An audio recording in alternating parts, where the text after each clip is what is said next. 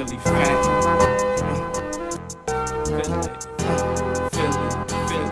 Philly F.A.M.E. Yeah, you already motherfucking know, man. Show, I told you this shit was long awaited, man. I told you. And like, between me and you, I was ready to do the joint, but I ain't know it was my guy, or I would have did my interview earlier. I been was gonna do my interview. When I seen you start getting all the legends and you getting guys, I said, alright, I'm gonna fuck with him. But then when I knew it was folks, then I made it happen like this. I told you, one call. As soon as you call me, alright, I'm on my way, let's go. I drop the kids off, do what I gotta do, and I get right with you. That's what I'm gonna do. And I'm gonna be around a whole lot now. Y'all need to blame him, bro. Blame Philly F.A.M.E. Y'all gonna have to blame him, real shit. Because this shit ain't gonna stop. The rain about to come, real shit. Y'all gonna think it's hardcore. One of those little situations, y'all gonna start saying Illuminati. Why he raining so much? Yeah, he controlling the weather. And yeah, I'm back around. Holla at your fucking boy, Yola. So like you said, man, we just been supposed to get this done. Yeah, I had hit you from cause a lot of people been commenting like, yo, what's up with head, get head. Now I hit you from the Philly F.A.M.E. Instagram, John. And I ain't got no pictures of myself on there, so you ain't really know who it was. Like, and you know how I am, bro. Like, I'm like, I don't know who main man is. Like, he hitting me up and he saying, let's do it, it's for the city. But I know a lot of motherfuckers, they be on they acting like it's non-profit organization status, but they really be trying motherfucking tuck the bag and secure that thing. So I had to make sure I had to fill it out. You know, I do my whole motherfucking, I do a screening process to make sure it's official. I don't know. Right, because you don't interview with everybody. Bro, you know, I don't interview with everybody, man. At the end of the day, they done made it so easy for you to jump in front of your own camera these days that you don't really got to. So when you do it, I want the shit to be authentic and official. And then once it was my guy, I said, I'm fucking with you. Show, come get up here. Let's do it. Even if I got dry to you, meet me halfway. If you was on your way to motherfucking NYC, I said, fuck it, jump off the turnpike or wherever you going. Let's do this shit right now. And we here right now. Alright. So it's been a minute since you been on the scene, man. Like you been away for a while, man. Like I was away, but I was right here. And that's the crazy part. I was away, but I was right the fuck here. Like, and niggas don't like, and the niggas who with me, they understand it. But like between, alright, when I first come home, I come home 2015. I was in the halfway house. My focus was to make sure situations were situated. Long story short, I stayed in the halfway house a little longer than I expected to. But once I get out of the halfway house, I got paroled. Because they wouldn't let me parole to my block. Like, I don't know if everybody know, but like when you're trying to parole like anywhere near the Badlands or shit like that, high drug areas and shit, your parole officer don't gotta let you go down there. So, and if the person don't own the house, and where my situation, my baby mom was renting, so the person didn't even want nobody on parole in they joint. So my other baby mom say make sure she situate my shit out the Kids County. I get out there and it was a hellhole, like on some real shit. Like they was putting the nigga on pause for a minute, like halfway back, you might as well say, because I had the ankle bracelet on for damn near 13 months on and off, and it was like, so that slowed me down. From when I first come home, I was about to go right back in my bag on the music shit. I say this first, I'm gonna wait it out. I'm gonna spend all the time with the motherfuckers who was spending the time with me when I was in the mountains. My little kids and shit, they coming up there, my baby moms and I'm bringing them up there, so it was only right. I promised them I was gonna get them. I say I'm gonna get y'all 24 straight months, just all daddy shit. Like I ain't saying I'm not gonna be a dad no more once the music shit start taking back off, but I tell them fuck music and everything. It's about family. So I put everything in order. I do that, but at the same time, when I was trying to still feed the streets, because niggas just hitting me up, my DM be on fire. Motherfuckers be like, yo, we need you to drop something, kill this beat, do this, do that, and I be like, alright, I got you. But while I'm in the midst of trying to do shit like that, he put me on house arrest. I can't go nowhere, so I can't lay no music. It ain't like I had the studio in the house. It ain't like, and then a motherfucker like me, if I do decide that I'm gonna record something and do it in the house, motherfuckers are crucified. Oh, half fell off. Listen to the quality. What's wrong with bull? I'm fresh out of jail. You know how that shit go. So I couldn't really get motherfuckers to move the way I wanted to move. So I said, fuck it. I'm just gonna do this full time on a daddy tip, because that comes first for me anyway. I'm still trying to find a balance in between the daddy and the music, but you know, the kids gonna always come first. So now my situation got a little bit better, whereas though I'm not on house arrest, I can move the fuck around, I can do music as I please, and I got a girl, a PO, who gonna let me move. He said, long as it's involving music and it's involving motherfucking me doing better with my life, he all for it. I could do it. So that's what I'm here for. Like, and that's why y'all gotta worry about this shit. I told Show, I was already about to go off. You just started it early. You lit the fire early, like real shit. Like when G's did the challenge and all of that shit, I had to tell G's, I'm not rapping right now, G's. So you wanted me to rap this for you because you little bro. So I fuck with you. I'm gonna do it for you. And I did it for G's because G's wanted it, and he wanted this shit for the right reasons. He wanted niggas in Philly to all come together and do shit. And I was liking the way that was sounding, but I tried that before. So, you know, I know how that shit go. It's a lot of egos and shit like that. And I'm not saying that at the end of the day it can't work. But sometimes shit like that don't work because other motherfuckers, like, they got real problems. Like, they probably a motherfucker who's going through the same shit as me. Or worse. It's probably a nigga. I took him on tour for 120 months damn near my last trip. Like, I ran for almost 10 whole years. Like, and yeah, you can vouch for it. Like, so I know niggas going through that right now. So it's real hard to get niggas in the same room and everybody on the same page. You damn near can't even do that with your squad niggas you grew up with on your block. Y'all arguing about if y'all should have dimes out there or nicks out there. No, you think you should only be grabbing from this person, and no, you want to grab from him because he hitting you with Sani too. Whatever you cop, you throwing double on top of that, and y'all, so y'all can't even get that in order. So you know for a fact you got 20 niggas around the city, different areas. You trying to get all these motherfuckers to say, yo, we gonna go and we gonna conquer this. It's real hard to get everybody on the same page. You feel what I'm saying? So that's the whole thing. Like when G's was saying it, I was loving what he was talking about. But I told him, if you can pull it off, I'm with it. He was like pulling it off a little bit at first. But then, you know, shit just start falling apart. Like, well, it ain't fall apart. It's just that at the end of the day, I ain't know we was gonna go after the challenge because I don't know how I'm gonna get the powerhouse. And he wanted to go to the powerhouse. Everybody was supposed to go to the powerhouse and perform or whatever. I don't know how I'm gonna get the powerhouse when I'm on these papers. They not letting me go nowhere. Like, not to just hang out.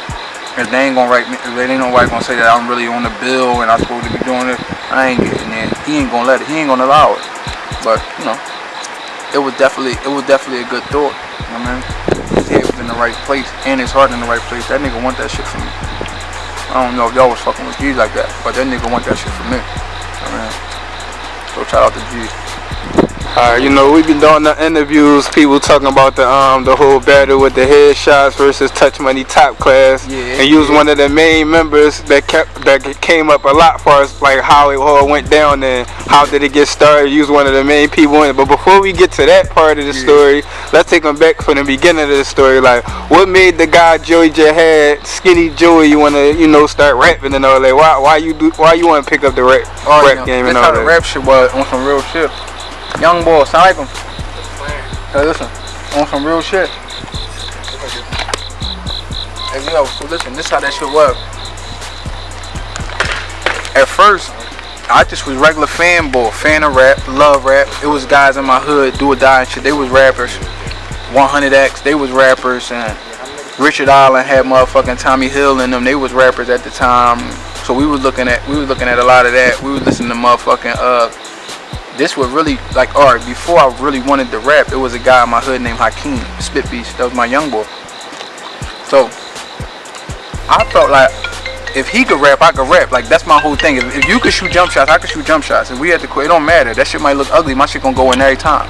So I say, if you could do that shit, I could do it. So I never thought about rapping though. I just was like, damn, he could rap. That's crazy. Hakeem could rap. So I'm chilling. My mom passed away. When she passed away, I'm 14, 15 years old, so I go to California. When they send me out there, I'm rapping Do or Die and them shit like I'm in ciphers. I'm going off with this shit. So sojourners, niggas be stuck there, and there ain't be no remaining honest citizens, bitches be fucking many, man, scandals be feeling nothing. I'm rapping this shit, they like, oh man, the Philly boy is hot as fuck. He's so crazy, fool, and they going crazy. I'm in Cali rapping this shit. I'm like, they don't even know that shit ain't even mine. I don't give a fuck though. Like, I'm hot. Like, so now let me speed it up. So I stay out there for a little while. I say, fuck all that, I'm gone. Like, I got to go home. Like, I got homesick. So when I come back home to my grandma. She told me I could come back home, I could live with her, because my whole family moved out California when my mom passed. So I come out there. When I come home, I was still thinking about the rap shit, but I never really was going in with it. But I was like, damn, I'm telling my niggas, like, yo, they thought I knew how to rap and shit like that. So this shit was always in my mind. So I'm still stressed out. Mom died and all that shit. I'm going crazy over this shit. I'm crying, waking up in the middle of the night, scared as fuck. So at the end of the day, motherfucking, I'm waking up in the middle of the night and all that shit. My grandma like, yo, you gotta just start writing shit out the Bible and all that shit. Like, I don't like you be having these bad ass dreams and all that shit. So this shit was going on for like a year or two. So I'm talking about now I'm like 17, and she just got me writing shit down. So she like write poems and all that shit. So I'm writing all the poems down. The shit was working a little bit. And then eventually, like, I was getting over the fact that my folks had passed away and shit. So I'm writing the poems down, but the poems are starting to sound like raps a little bit. Like it was like wholesome joints. I still can remember one. I forgot. It was damn near like a rap. It was like, what you know about at 15, losing your mom, angry so you hit the wall until you bloody your palm, you're crying to your grandma, she got you studying psalms, you writing rhymes, and you need dough hugging the block. So look, that was the first joint I was writing, and it sounded like a rap. I'm like, damn, this shit do sound like some bars. So I tell my niggas about this shit. So now I tell my grandma, I'm like, grandma, you think God would be mad at me if I was like rapping if it was for the right cause? She was like, long as you ain't doing no crazy stuff, it don't matter. Like, she was like, it don't matter what you do, long as you ain't doing nothing crazy and you ain't stressed out. I just want to see you happy. See, so my grandma, like, her whole thing was, she gonna rock with me no matter what the situation is. Like, she just want me to like not, cause I was going through it. So the poems that I had, I started like taking little shit out of them, and I was making them sound like rap. So Beanie Siegel was my favorite rapper at this time. He had just came out. This one he wrote Pressure Bust Pipes, Time to Apply It Now. Got a Quiet Town and like this when that shit came out. So I wrote a rap that sounded similar to that. And I tell my niggas on the block, hey, what's going on, boy? I tell my guys, yo, y'all heard that new Bean shit? They like, no, let me hear it. I start spitting this shit. They like, that's crazy. I said, that's me. They like, no, that ain't you. I said, no, that's me on some real shit. They like, that ain't you, bro. That's too hot. That ain't you.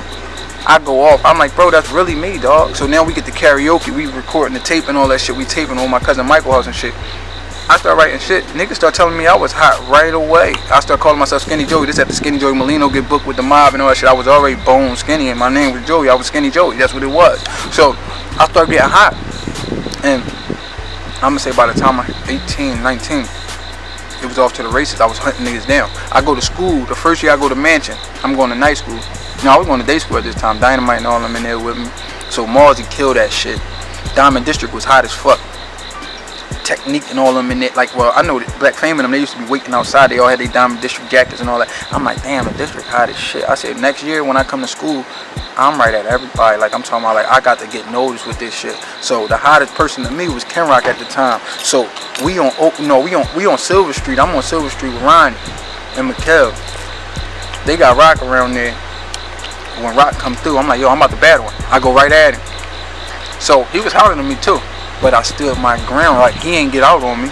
He was saying some shit. I knew the rap though, so anytime I knew the rap, I was never no hater. I just say that shit right with you. So he start rapping, I start rapping. He was like, oh, you nice. I mean, you should come fuck with the district and all that shit. Like, he was telling me I could come and fuck with them, and I'm like, no, I'm cool. I'm on the other side with it, but like, y'all doing y'all thing. So the main thing was, I ain't had no team, but I wanted to make my own team, and then I didn't want to be in the back. So my thing was, I still gotta get hotter. He don't know I only got 3 raps, so I got 3 joints. The summer come, after the summer over, I come back, I got 15 raps, and I won it with everybody.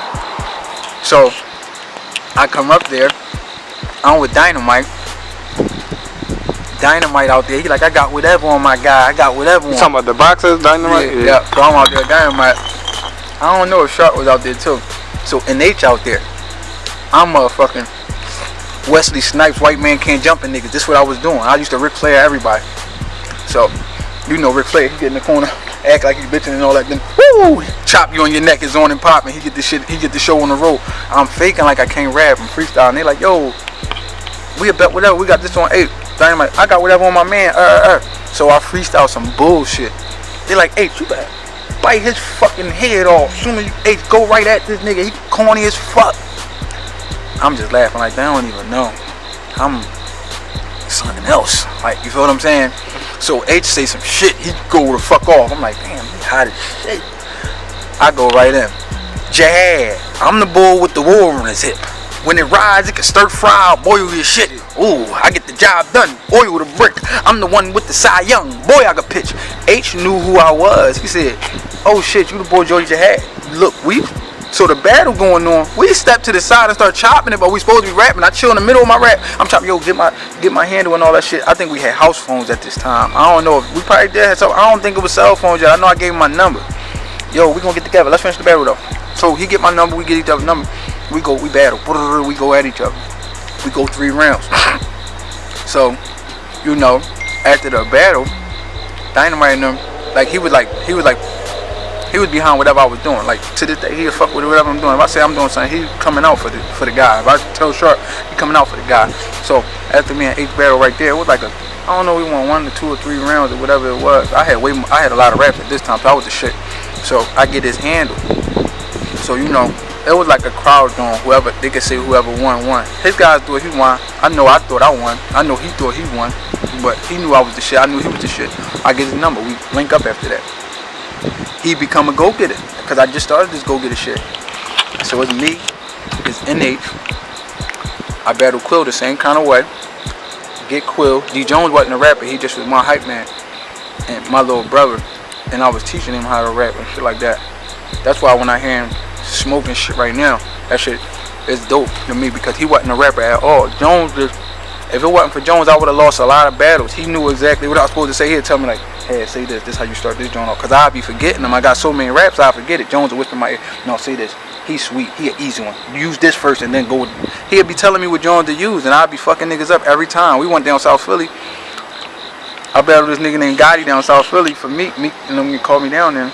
I think Meek had battled him earlier than this. So he called me down there. That's when I first started doing this. We started snapping. We got the whole crowd doing this. Oh, so talk about real quick. Talk about. You give them too much too fast. Hey, hold on. So let me pause you right there. I'm telling you. I'm telling you, this shit goes everywhere. Hold up, man. So you said that it was you, NH, and Quill at the same. Y'all all was a group at the same time. We was all in the same group. So it's you, NH, and Quill. Y'all always go-getters at the same time. It was me, NH, Quill, Vito. Me, NH, Quill, Vito, and then we got Ace too. And who we had? We had Deuce. That was NH partner at the time. We had Wild Deuce. Yeah. And we had somebody else. We had Mac Dot. It was a lot of us. And then this was before, like I started, it started branching out. Like other motherfuckers, like Vanity, she was going so hard. Like I'm talking about helping me promote and all this shit. Like I ain't never had no tracks with her, but she was my sister. Like I'm talking about when I was on the run, she had me living out county with her and all this shit. And she was like a go-getter, like running around strapped nasty, you know. Like she had license to carry, and like I used to be. She used to like, she ain't give a fuck. She'd give me a ratchet and let me run around and do crazy things. That's why I'm saying like there was a lot of motherfuckers who I was fucking with. But yeah, NH. Oh, and Rico was with us too. Cicero, old partner, Rico was with us because he started the shit. Like he started finding all the talent with me for me, and I was like, yo, we gotta reach out to that nigga NH. And then this one I see Cicero and Vodka on this Young Bob. It was like headshot. It wasn't called headshots yet. Like it wasn't just being called headshots. It was called something else. Cause Bob was dropping these mixtapes. Like, and I'm like, damn, who this nigga Young Bob? He keep dropping this shit like every 3-4 days. I said, I got to get on here. He got these niggas on here. This when I was hustling out Quicker Town. And Reed and them had that Philly versus Harrisburg shit. So I'm like, I got to get on there. And I'm gonna battle Shorty right there. I said, I'm gonna get him. I said, somehow, some way, I'm gonna make him say something to me first. Cause my whole thing on our block, you a hater if you just try to diss somebody out the clear blue. Like, and that warrant for a nigga to try to get with you for real if you just hating on somebody. We think you should get got with. Like, you feel what I'm saying? So, like, I said, I'm gonna get him to do something stupid. So I'm gonna get into that story too. So, but on some real shit. So I'm like, I gotta get with this Young Bob nigga because he got all the niggas, especially from North. He got everybody on it. And Uptown had a crazy ass wave. Cheap Raw, Vodka. They had motherfucking Sis. They had Cassidy. Uptown still. They always managed to have like 5 or 6 hot ass niggas in every era. Uptown got some hot ass rappers. So I'm like, let me see how I'm gonna cut into all of this shit. So I cut into Young Bob. We go down there on his side. I'm out there. I was trying to battle Sis out there that day because my whole thing was this: I'm not on these DVDs yet. Nobody don't really know me yet. I'ma battle everybody because they don't know me. I could use the same 50 raps and just reorganize this shit and destroy everybody. So that was my thing. I'm gonna get with everybody. And a lot of these shits were songs, but I knew how to say it. My whole thing was this: when we was battling, it wasn't let's sit there and write comedy about each other. It was you go, I go. Let's see who gonna outclass who with the best flows, bars, delivery, star status, metaphor, like everything. Like, is your aura better than mine? And like my shit was going up on Super Saiyan. Like I was turning to something else. I was like motherfucking Goku before they got cut off. Up. Like niggas ain't even know. Like so, and that was my main thing. I told you I was Wesley Snipes, and and White Man Can't Jump, Woody Harrelson. I'm faking like I can't do the shit. And I'm let's get back to the battle. The battle you said Meek called you the battle the boy Gotti. Yeah, Meek gave me. So you already had a relationship before you ever came to the headshots and all of that. This how it was. Meek was going to Mansion. I was going to Mansion. He was hot. He was rapping before me. So I ain't really know him yet. I just knew of him. Like he had braces and all that shit at this time. So he was hot, and he was right down the block from me because you got to figure he on Burst Street, I'm on Dawson Street. He on 18th. I was staying between 29th and Hollywood and 27th and Lehigh and Delhi and Dawson. So I'm hearing his name already. You can't not hear somebody's name if they getting busy in North Philly. You feel me? If you from North Philly and you getting busy too. So when the headshot shit was popping, I think Bobbin was fucking with Meek and them first, and I was fucking with Magic, Ace, and all the niggas I was fucking with, so I brung them right to headshot with me when I came down there. So once me and Meek locked in, we was fucking with each other. Like I was fucking with them. Like even when like we was beefing with Reed and them, when we slid to the studio, Meek and them was up there with me. Like it was Meek, Lil, Strap Nasty, all them niggas was in there. So them niggas was strapped in their own studio, but we was strapped in their own studio. Like we was up there the right way. Like, and that's what I'm saying. Like that shit, we had like a crazy ass team because the niggas who they had, it was so solid. Like they was solid and they was moving out. And when I first came in, Lil shake my hand, yo head, you already know whatever you trying to do, we trying to do. Like that's what they say. Meek over there, he ready to go. He shake my hand. See, cause the crazy thing is, anytime I was rapping or doing anything, I put Meek on my shit. Like if he was in jail, I put him all on my shit. I be shouting him out. Like when I was dropped, don't watch me watch TV or fuck you, trick me. I was putting Meek. Oh, we ain't gonna give him that yet. Let's pause there for a second. No, cause look, that's a part of this because look, that's how I was fucking with him. And that's why we could reach out to each other, and if I do something, I call Meek, yo, come up here, come fuck with this. And he'd call me, yo, A-Had, come down here, battle this nigga Gotti. I think, matter of fact, I don't know if Meek set it up or if Riviera Ryan set it up, but when I got out there, Meek was out there, and I was out there. I'm like, oh, what's up, Meek? Is he hot? He was like, yeah, I battled him yesterday or some more shit like this. And he was like, he's alright. I mean, I got with him yesterday. So when he tell me that, I'm like, alright, that's what's up. So when we get out there, he got 1,000, like I'm talking about, it's 1,000 niggas out South Philly. We on like 18th Street. Soon as we crossed over, I think we crossed over Snyder, or we might have didn't cross Snyder yet, but we was close to wherever Ryan live at. So when we out there, motherfucker, it's all these people on that side. So then it's me, I got D Jones, it's my hype man. I feel like I can win. No, long as I got Jones, yeah, I can beat anybody. So I got Jones. So he go off. The nigga got it. He going crazy. They saying ad-libs. He using all these gun sounds like. His gun sounds was on the bing. This shit get crazy. I just start doing the snap joint. We start snapping. As soon as we start doing it, his whole crowd start snapping. Now they all snapping. They gave me a beat. I start rolling over this shit. Brrr, this shit was crazy. I go off. So now they all was snapping the whole time. And that's what really like gave me a presence out there. So it was like kind of on.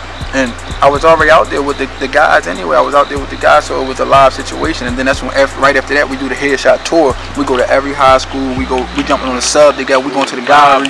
We doing the same thing. And now niggas is getting a name for themselves. You feel me? Because at first we were just niggas trying to find a way. Now I got a name and I'm known for something. I'm known for a certain thing. You feel what I'm saying? So while everybody rapping with punchlines, I'm the hot nigga who rapping with a fast flow, or I'm speeding it up, slowing it down, giving you a delivery.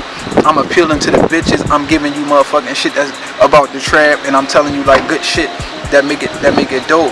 And like I had the sweet science and motherfucking giving you the pros and the cons of the street. So while me giving them the grimy, thirsty, starving, and hungry, I'm giving them the grimy, thirsty, starving, and hungry, but with a smile. You feel what I'm saying? Like real shit, like with a smirk on it, like letting you know that we can trap too and we can do this and that, and we having fun. And it was like the perfect team. We was killing them on some real shit. And it was like, I ain't used to think nobody go harder about the streets or about the pain like H and me. And Quill used to be fucking that shit up a little bit too, like when he'd go into some shit like about some pain. And I never used to give him the pain. My cousin Eddie used to be like, Joe, you gotta give him some pain, like on some rich shit. I'm like, they ain't ready for that shit. And at the time I was thinking like a battle rapper. I'm like, I'm not about to tell them niggas my business and then they use this shit in the battle rap about some shit that's really dear to my heart, because that shit gonna lead to something else if niggas start trying to make jokes about my mom dying or motherfucking the hardship that I went through that's real serious. I'm not with that goofy ass shit. So that's where it was at, and that's why I wasn't never giving them the pain. But like in this last shit that I've been doing lately, it's time for it now. They done opened up the gates for us to drop albums for ourselves. I gotta give y'all everything. I can't play around with it.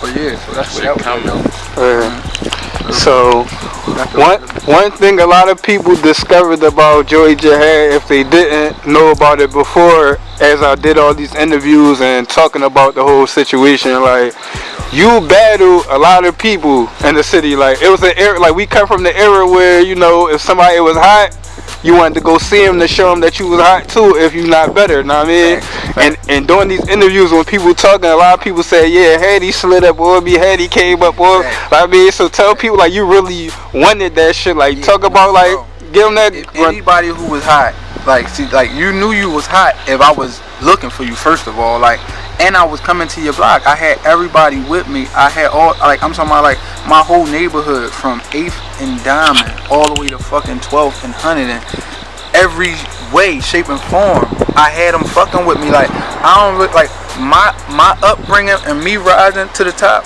I was fucking with every hood. Like, I just get on the pedal bike and just drive around the hood and go ride around the hood on the bike and just jump out on niggas strip and chill and pop it with niggas and look for niggas to battle and set up shit that I'm gonna do later. Like, when I came up y'all way, you see, like, we was at Shirley Kills. That's when it was dances at the time of something. You know, dancers was going through they little, they were trying to, Bobby Dance trying to find where he gonna be at. We go up there, the chasers got it popping.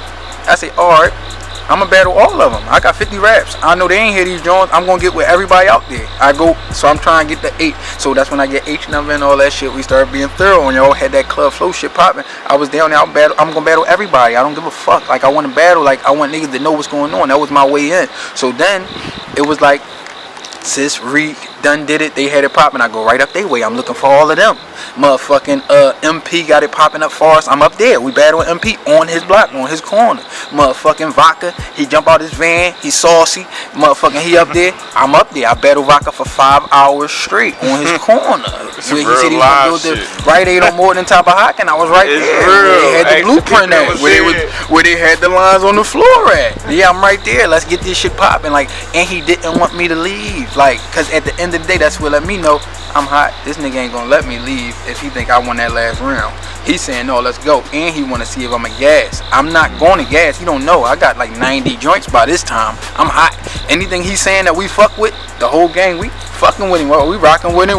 Any rap he say, we know that one rock. You got to do something different. You gonna build them? Yeah, that right. Yeah, we know that. Yeah, come on. Sometimes you make the wrong decisions and you're like, yeah, we know what he about to say. We saying it with him, and that's why he thought I was dissing when I said beans on the feet, popping with precision, lean on the Jeep, clocking to the bitchin', beans on the feet, S dots looking sickening. I show off when it's rocking in my system. So when I say that, they thinking I just freestyle some shit about him, but it wasn't even about him. It just was a rap that I had. But he was already kind of like popular from the DVDs, so that was just a punchline. You know you popular if I'm using you on the motherfucking rap anyway. Like, and that's all I'm only using, like, shit that everybody could agree with or everybody know that's going on. So yeah. So you battled a whole lot of people in the city. Like, we was talking about, a lot of people bring your name up. You explained a lot of stories, different people that you battled and stuff like that. And I remember you know, like you said, from the Club Flow days. And when I first heard of you, they were talking about you had the gallery rap. One of my folks from the area, I remember they seen him like, yeah, that's the boy with the gallery rap. And that's when I first started hearing about you. And then, you know, from the Club Flow situation. I battled Tech 9 with that gallery rap right outside Club Flow. Yeah, motherfucking. I battled, cause I was battling everybody, so I battled Tech. We at motherfucking Peasy Head's barbershop. I get him the gallery twice. Like, he let me take him to the gallery at Peasy Head's, and then he did on Club Flow again in front of a gang of people. I take him to the gallery again. You know what I mean? But that was like one of my main raps, that if I take you to the gallery, it's like you kind of like, you know, you shop till you drop and all that. Like, you know what I mean? But that was fun times, because like, you gotta think that I'm telling you. And those battle days show you, and you could attest to this shit, like, when you battle on motherfuckers, it wasn't just about making up raps about show. And I say, yeah, and something show box, and I put show in the box like HBO, and no, fuck all that, just trying to make a rap about niggas. Like, we was seeing who could outclass who could be the most clever, who is dope as fuck, and who not. And when I'm giving you every store in the gallery, niggas was going crazy. I don't even know if they got them stores no more. That's how real it is. That's how old the rap is, too. But I battled. So yeah, I battled everybody though. So I don't think there's nobody I ain't battled. Real shit. Like, all jokes aside, I probably battled every single body. Like, I battled H. I battled Sis. I battled Reed, on track and off track. We talking about on track, off track. I battled NH. I battled Quill. I battle everybody. I battle damn it niggas who niggas don't know. I battle see Teflon and Chris Bub. They was super high they was like a team. That's what made me and D Jones like really step it up on the team tip because they was high. I battled both of them on the steps. I had the rocker wear flip flops on this one. This one Hove still was raining.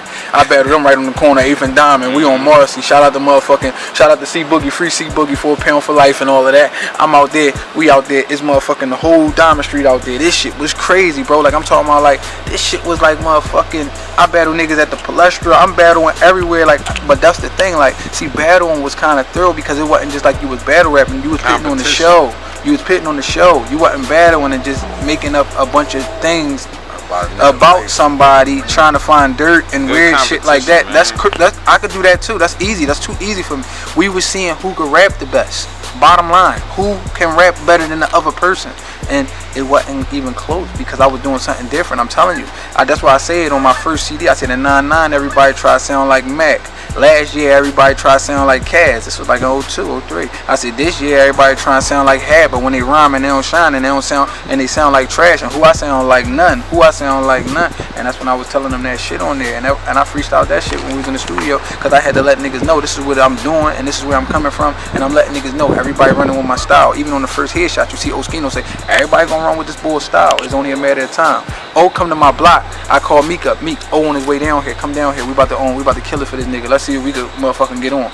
O come down there. Meek come down there strapped. He got the motherfucking sweats on. He got the revolver in his pocket. O'Malley got a big ass motherfucking revolver in his pocket. I think I had the tech with the clear clip at the time. We was young, like, so everybody wanted to show that they was striz.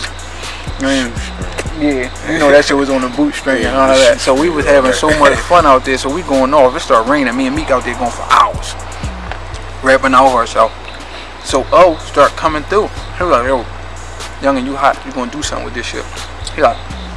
He was trying to take his place and I'm telling him like, yo, I'm on the run. I can't really like go outside the city and all that shit like that like everybody else can. I'm really like, I can't do nothing. I'm on the run. So he was coming to fuck with me and shit, and he ended up bringing me to this place to battle this nigga named Stretch from West Philly. I think he got wheels right now. He from Southwest or West Philly, but they said he got a wheel. I bet.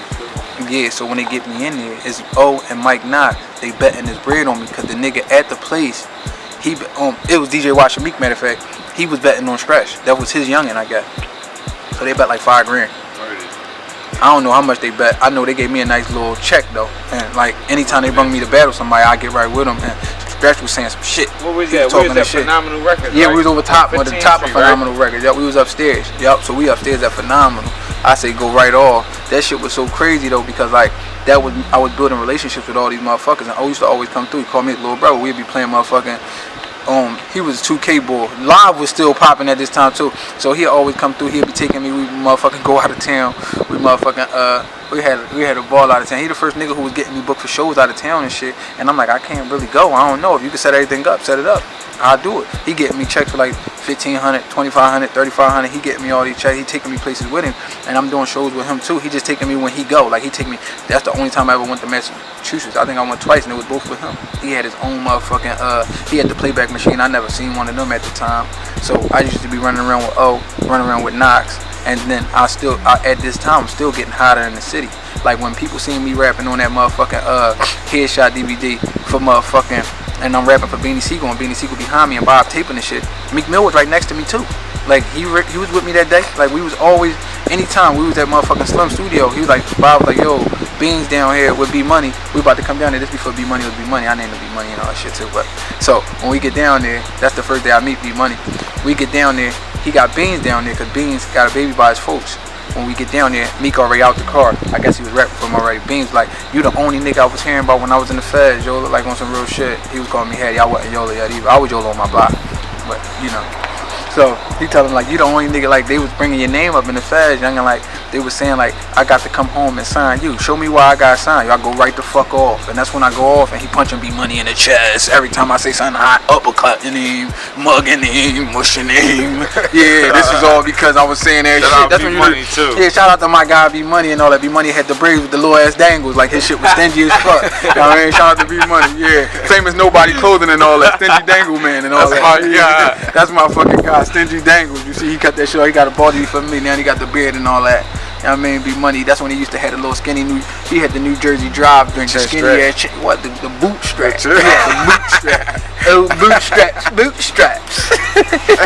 It's like, no, but those are real shit. So, like, at the end of the day, so everything was coming together. Like, I really was having fun. My rides was so crazy, bro. Like, I'm talking about, like, it was like I was fucking with all the right motherfuckers. Like, at the end of the day, Bob started taking off. We doing our own shows. We doing our own parties. I'm booking my own joints and buying my own CDs, my own parties, my own hoodies. Like, I said, fuck that. Like, we getting this shit popping. Either let me in or let me in. Like, so I'm trying to make some motherfucking noise. So when they was about to drop this Meek CD, they was about to drop it. I'm like, yo, I'm trying to drop too. So this was the first sneaky move I bust, because he was like, yeah, you could. Bob was getting busy. Like, I'm talking about, he was still dropping shit all the time. So he like, I'm like, Bob, put me on that motherfucking cover. That shit about to drop. They got to see who the fuck this is. He like, all right, I'm gonna put you on there. You know what, Bob? Don't even worry about it. I got Braxton's number. I called Braxton. Braxton, I'm on my way. Bob said, put me on the cover. He said, when Bob say, I said, I'm on my way. Fuck you talking about? That's when he said it. When I get down there, I motherfucking got the motherfucking headshot shirt on already. It's like probably like a 7X. You know, that's when niggas was still wearing skirts. This shirt's so fucking big and goofy. I'm down there, my shit down here. I get down the motherfucking door. I'm like this. I got this fucking high point. You can hear the fucking pieces in that shit jingling around. This big ass goofy ass high point. It look like it's a high point motherfucking. It look like it's a fucking 4 pound. This shit a fucking tray 80. Yeah. If you look at the cover, I'm on there like this. I got the braids, the old dog braids. I got the big ass motherfucking the high point. I'm like this. What's up? I wasn't even throwing the Y up yet. I probably was throwing the middle finger up, and I'm on there with a high point right next to Meek. We both on there. We was hungry. Like, real shit. Niggas wanted to get somewhere, and like at the end of the day, that was like our first, like, that was my first cover. I don't know if that was his first cover, but that definitely was my first. And I was only co-host, and he was the host. I was the co-host, but I was bullying my way on Broad Street. Like, I was giving Bob verses every day. I'd come down there and kill that shit in front of his house. Like, Bob's house was like being on the red carpet. Like, if you rapped in front of that brown, if you had that brown paint in that Chinese store behind your motherfucking scenery, you did it. Like, that's what we were looking at. Yo, oh, he in front of the joint. Oh yeah, he down there with Bob is on. And Bob had the hand at the time. So, cause you gotta remember, Star, he found Jesus. So Star started doing it like 2 Raw for the streets. Sports, 2 Raw Sports. That's what Star was doing. And I called him because I used to know the number. I was 484-686-7585 or some shit like that. I used to know the number by heart because I was calling every day trying to get on this shit. He was like, yeah, it costs 500, big dog. Come on down here, come get this nickel. I said, as soon as he come down here, I'm gonna rap and he ain't gonna get this nickel. Because he gonna hear this shit and he ain't gonna want this nickel. And if he want this nickel, he ain't gonna get this nickel. So he come down, Star comes down, the tape showing Brandon Monster. This before, cause he quit after this. Like, he put me on 2 Jones and then he was done. So he come to tape showing Brown and Monster. I get down there with Brown because I was fucking with Brown. My man was getting his hair cut by Brown anyway. Bow Wow and all them. Shout out Free Bow Wow and all that. He down, you know, we was down the Badlands, all down, you know, G and Hilton and all that. So when I come down there, Brown put me in front of the camera. I said, I'm making noise heavy. I'm going to grind to the boys catch me. Got the Nero. You Joe like the boy Pesci. 4-4 Bulldog got the boys Pesci. You sparking heat, talk is cheap like Joyce Leslie. Shoot it. When I do it, big boy Chevy. When I'm balling, can a boy check me? Check it. Never naked. Shot through you breathless. Glock pop, make his top drop like a record. Block pop, make the fiend smoking. Hood hop, I made it disappear. Hopeless. Now, when I'm saying that shit, I say a big star is too raw for the street. I'm Big Star with the rock. He used that verse. I knew he was going to use it. And that wasn't even my hottest verse. I was mad as shit. Because I said some shit. And he didn't use the hot verse. Like, that was the one. I said, I'm the shit on the shit out of G3. The shit, man. You get a roll of tissue with my CD. Like, so when niggas was saying punchline, they was just telling you, and I got a Glock and it's long, like, Howie. They'll say punchline like that. I'm giving you fun, animated bars, punchlines, flows. And that's why they was gravitating, bro, on some real shit. And it started taking off, yo. And from there, I was me, like real rap. Yeah. I was me, yo. And speaking on the battle shit, I want to go back to that for a second. Because one classic battle that went down, know what I mean, you was one of the guys that actually went at it with Murda Mook. Know what I mean? And it's a lot of people who had, like, it's a lot of people that say you got over. I battled Murda Mook and he ain't murdered me. I guess I'm murder proof.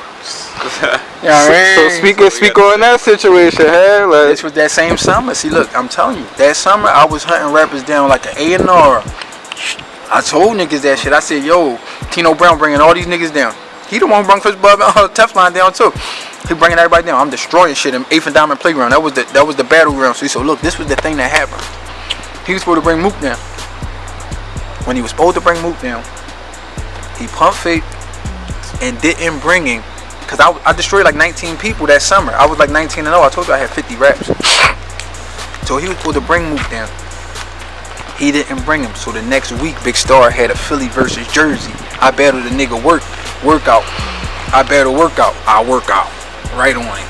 I used the Mook raps though. So my thing was this. I don't want to pitch shit and rotate. And then my shit start picking up and they say, damn, oh, he used that joint again. Because that was like a crime in those days. Like, you could battle as many niggas you want. But if it wasn't on camera, cool, you could use that shit. But if it's on camera, you can't keep rotating the same rap. It take the steam off of it. Like, so niggas ain't gonna really go crazy. They like to go crazy when it's the first time. So, next thing you know, I battle the nigga Works. I fuck him all the way up, bro. Like, that shit wasn't even fair. Like, shout out to Works, man. Like, he a part of this shit. He the reason why I'm hot and shit to this day. Like, he is a part of it. Like, shout out Works, to Works. I salute you, boy. Yo, you was a reason. Because listen, this how I told you I was Wesley. I was Wesley Snipes niggas. So D Jones, we both had a Birdman line. I'm like, I'm not even gonna use that rap, bro. You all hype. Let me battle the tall Puerto Rican boy because he acting too hype. Like he hot, jump. I don't give a fuck, man. You niggas from Jersey. I'm with this shit, man. I'm whole Philly down, and I'm like, Jersey niggas hot too. Jones, I'm like, they hot. So Jones, he felt like he lost because Main Man said some good shit that round. Like he felt like he won 2 rounds but lost 1 round, and I'm like, cause our whole thing was we 3-0 and everybody. That's what my thing was anyway. I said nobody's gonna get around on me. So when in they battle Balboa, see this the Go-Gettas. So it's all of us. It's me, D Jones. We just got in a car crash too while we on our way up there. I jump out the car, run around the 52nd Street. I said I'm not missing the battle. I got my war paint on and all that. Like, cause I had my motherfucking one-piece dickie on with the motherfucking state prop camo shit with the fucking skelly. Like when I put that on, you already know what time it is. I'm coming for blood, like, and I was always hunting shit down. So this, look, I was supposed to battle Murda Mook. They didn't bring Mook. Fuck it, I'm going on the star shit. That man, he ain't coming down. He on smack and all that shit. He famous. He don't even know who the fuck I am by this time. At the end of the day, I don't even got no name. On some real shit, I ain't no name yet. So I motherfucking when I get around there, niggas saying corny shit. They say corny. Oh, I'm the dick eating boy in the back. That's why I want y'all to think I'm the dick eating boy who can't rap. But they saying I'm a rapper, so they don't know. They just thinking I'm this dick eating ass boy who dick eating all these corny ass lines. Like even if you say you'll be like yo, and I'm about to motherfucking turn it up. Oh, he said he gonna turn shit up. I'm doing that. So when you see the nigga dick eating like that, you're like this dick eating that nigga. I got him. So that's what the boy Works shit. I got this dick eating ass boy right here. I want the dick eating boy who dick eating every line that these niggas saying. I'm rubbing my face. I'm walking around the back of the camera trying to get the attention. Cause you know, you read the 48 laws of power. The fourth one, caught all attention. The fourth law of power. I think it's the fourth one. Caught all attention at all costs. So I'm getting the attention anyway. So that's my main thing. I'm going to get y'all attention. Cause once I got it, I'm not letting it go. So I think it's the 4th law or the 6th law. Check up on that. You know what I'm saying? But listen. So at the end of the day, Jones jump out there and battle the nigga who I wanted to battle first anyway. So he made me even more mad. I was gonna kill whoever they put on that entree for me because I ain't want, like, my young boy felt like he lost 1 round. And I'm like, bro, you ain't lose the battle to me. Like, you never lose to me. You hot as shit, man. Nobody ain't hotter than you. Not to me anyway. So now listen, he battled the nigga T-Dot. Shout out to T-Dot. He getting busy. He making crazy songs and all that shit. He got shit with Meek and everybody. Like, he rolling. I don't even think he live in Jersey no more. Him, Cardiac, all of them niggas, they got a whole nother wave. They in California somewhere. I be seeing them niggas like doing their little shit like on World Star and all that shit. Like, cause you know I'm on World Star heavy. I'm on World Star too. So now, so this what happened. And H battled the nigga Balboa. This nigga was saying some shit. He talking about something. Shell the size of a goose egg, and Doc's got to stitch it with shoelace. He say some shit like that. We like, oh, H, he talking some shit. H go right in on him. H talking that shit, you know. H got that loud ass voice, and H growling on it, and they in each other's face like this. Like, I'm like, damn, they about to mix in this joint. They backs about to be touching everything in this joint. So this shit was getting real, and I was just waiting my turn patiently. Shoulders getting loose. I'm ready to go. The boy Works. He don't even know. He had disguised mustache and all that shit. Like, I'm like, he don't know I'm really gonna go off. So I was gonna freestyle on him and say some shit about him, like, cause I'm like, bro, I got some shit. I know what I'm going to do. I know what I'm going to do already. So listen, he don't think I can rap. He don't know I can rap. He don't know I'm not like one of the hottest niggas, period. So now I battle Works. The first round, I said, You probably already heard that I'm moving pies. I got nicks, I got dimes, I got 2 for 5. Did I say that? Which rap? I said, no, I ain't say that. Oh, I hit him. No, see, he got the jihad. I'm the boy with the war on his hip. The last round was the gallery. That's when Titan said, and then I said, gallery. Yup, I said, I'm making noise heavy. I'm around. No, I ain't say that. That's you did? Did I say that? I got the Nero. You Joe like the boy Pesci. Yeah. 58 PG got me on Melina. Right? You know what I'm saying? Bottom line, listen, bro. Go look at the Jihad versus Works battle. Yeah, bottom line. That shit is crazy. What's going on, bro? Yeah, so listen. That shit got goofy for him. So listen. He was saying some shit too, but I just knew he wasn't gonna be able to. This my thing when I battle. Anything I say, even when I'm on, like anything, like whatever you say ain't gonna make what I'm saying corny. So you could do whatever you want. Yo, you could have you could say shit and then the shit could start popping out of your hands like a magician. Like you could be saying bars and then you could say a gun bar and then a gun could flip out your hand. It still ain't gonna make what I'm saying corny. I don't give a fuck. You could start making shit appear out of thin air and it's still not gonna make my shit corny. That's my main thing. So when you going in the school with that mentality, I don't give a fuck. This nigga can make a kangaroo jump out his fucking hat. He's not gonna make this shit corny, bro. And that was my main thing, and he didn't understand that. So all the dicky and I was doing, it was all. Look, this one I knew I had it. When I said a few bars, I said, Jihad, I'm the boy with the war on it. Said, when it rise, it can stir fry, boy. I get the job done. Oil the bricks. See, I'm the one with the Cy Young. Boy, I can pitch.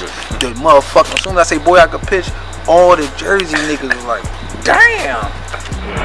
Jihad, I'm the bull with the war on his hip. When it rise, it can stir fry or boil your shit. I get the job done, oil the brick. I'm the one with the Cy Young. Boy, I can pitch. I don't toy with the shit. I'm a whipper, flipper. Nigga, I get rid of snow like the Sixers. I sold E3. I done sold GG. But I'ma die fucking with rock like ODB. So when they start saying my shit, like, and I know that they was going crazy off my bars, I'm like, I got him, bro. I turned his whole crowd against him already. They losing it. So if you see it, if you look at it, just look at the tall bull. So listen, you know the bull with the tall bull with the do-rag. He right there. I think he rapped too. I don't know if he rapped that day, but I think he rapped too. So tall bull with the do-rag, I got him. I said, yeah, see, so look, my main thing is after my first round was over and I fucked him up that first round, I fucked him all the way over that first round. Like that first round, it should have been over. They shouldn't even let him rap no more. Or me, because it was like, you know how the refs, like when they see you getting fucked up, they supposed to jump in to save you because like it could be, you could get that CTE shit. Like I'm talking about like down the line, you won't be able to hang out with your kids and shit. When like if you a boxer, you get fucked up so bad that when you get fucked up like that, they got to stop that shit or the ref could lose his job. Start it and do his job. He was supposed to jump in and oh wait, like you know how they grab you and they just waving their hand, and they got you and you like no, I still want to go, but they waving it. They should have did that shit. Nobody did it for him. So I like, man, y'all gonna make me hurt him, man. Y'all gonna make me hurt him, bro. Like so, at the end of the day, he go again, and then I say, I'm a motherfucking rider. You don't know shit about me. That's the next rap, and I fucked him up with that, dog. Like I ain't even gonna go check the battle out, man, on some real shit. So y'all won't think I'm just tooting my own horn and all that. Fuck all that. So listen, after that, long story short, because let me shorten it up because I know we probably running out of time. I fuck him all the way up. Mook come down. When Mook come down, Mook come the fuck down, and I just used the Mook battle. Well, cause I had 5 rounds for him. Cause my main thing is like if it got going to overtime, I'ma have 5 rounds. So when Mook came down, I used the 3 rounds. I used 2 out of the 3 rounds on Works, and I think I still saved the gallery for Mook. Or I did take Work to the gallery, but I still was gonna give him the gallery because it was the second part to the gallery, and I was gonna take Mook to the other end of the gallery, the part where it ain't a lot of business on. I was gonna take him to the other side when you go under the tunnel, that part of the gallery. Yeah, where Chino's at and where Cinnabon's at. You know when Cinnabon, then you could get on the train. Like when so like at the end of the day, the shit was crazy because I'm like, man, I'ma fuck Mook up with these raps. But I know for a fact he's gonna have some shit. So this was how it was. I think we end up still going 5. So I take the first round. I take the second round. I think so now I'm coasting because I got 2. All I need is 3 out of 5. I think I let him coast through the third one. Like he got out on the third one. Like he probably was saying some shit and I probably fumbled or something. I don't know. Cause I was really coasting. I was saving my last good round. I knew what I was gonna do already. I was gonna pause because he was saying my name and he tried to pause on me. So I was gonna pause, somebody was gonna rap, I was gonna go off and the crowd was gonna go crazy. You gotta remember I battled 20 people in this playground. So they heard a lot of my raps. Even like certain shit, they heard little pieces of it. These are my friends, so they hear me rap every day. So, and he's the guy off the DVD. It's like the equivalent of you bringing, he one of the top dogs in battle to the day.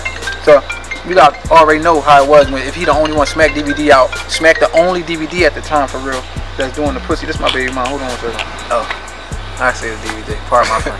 Hey yo, listen.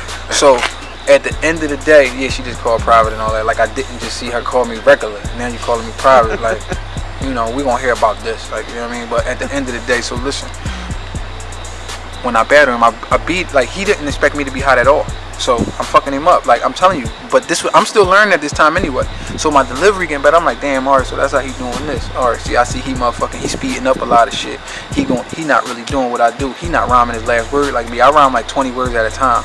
So I was like seeing like the way he was doing shit, and I'm like, he doing that shit a little different. But they still fucking with it, and they giving him the nod because it's like at the end of the day, if you the guy, the other person gotta like really like fuck you up crazy. So when he won one round that I didn't give him, like he took the round, and I was kind of mad because I'm not used to nobody getting no rounds from me if I don't give it to you. And he said some cool shit, and I knew one of the raps because we seen it on Smack. I'm like, he used that shit before, yo. They like, no, he ain't say that shit. So I'm telling him like, dog, you used that shit, bro. You used that shit already. You said that on this joint, and you was bad on motherfucking the nigga Party Artie and all that shit. When he said I wasn't right because you was in diapers, like and all that shit. Like I said, I remember that shit, bro. You said that joint. And he's like, no, I ain't say that shit. And he was calling me Jihad and all that shit. But after that, he was thorough, like on some real shit. So now down the line, niggas was talking about the Mook shit. Yo, that shit was crazy. You battled Murda Mook. I think you got out on him. And then, you know, certain niggas, I think he got out on you. I think you got out. The fact that they having the conversation is enough. I told you, caught all attention at all costs. I don't give a fuck how it go. So, and this at this time, I wasn't even me. I wasn't hot yet. Like, I'm talking about like the way I got hot.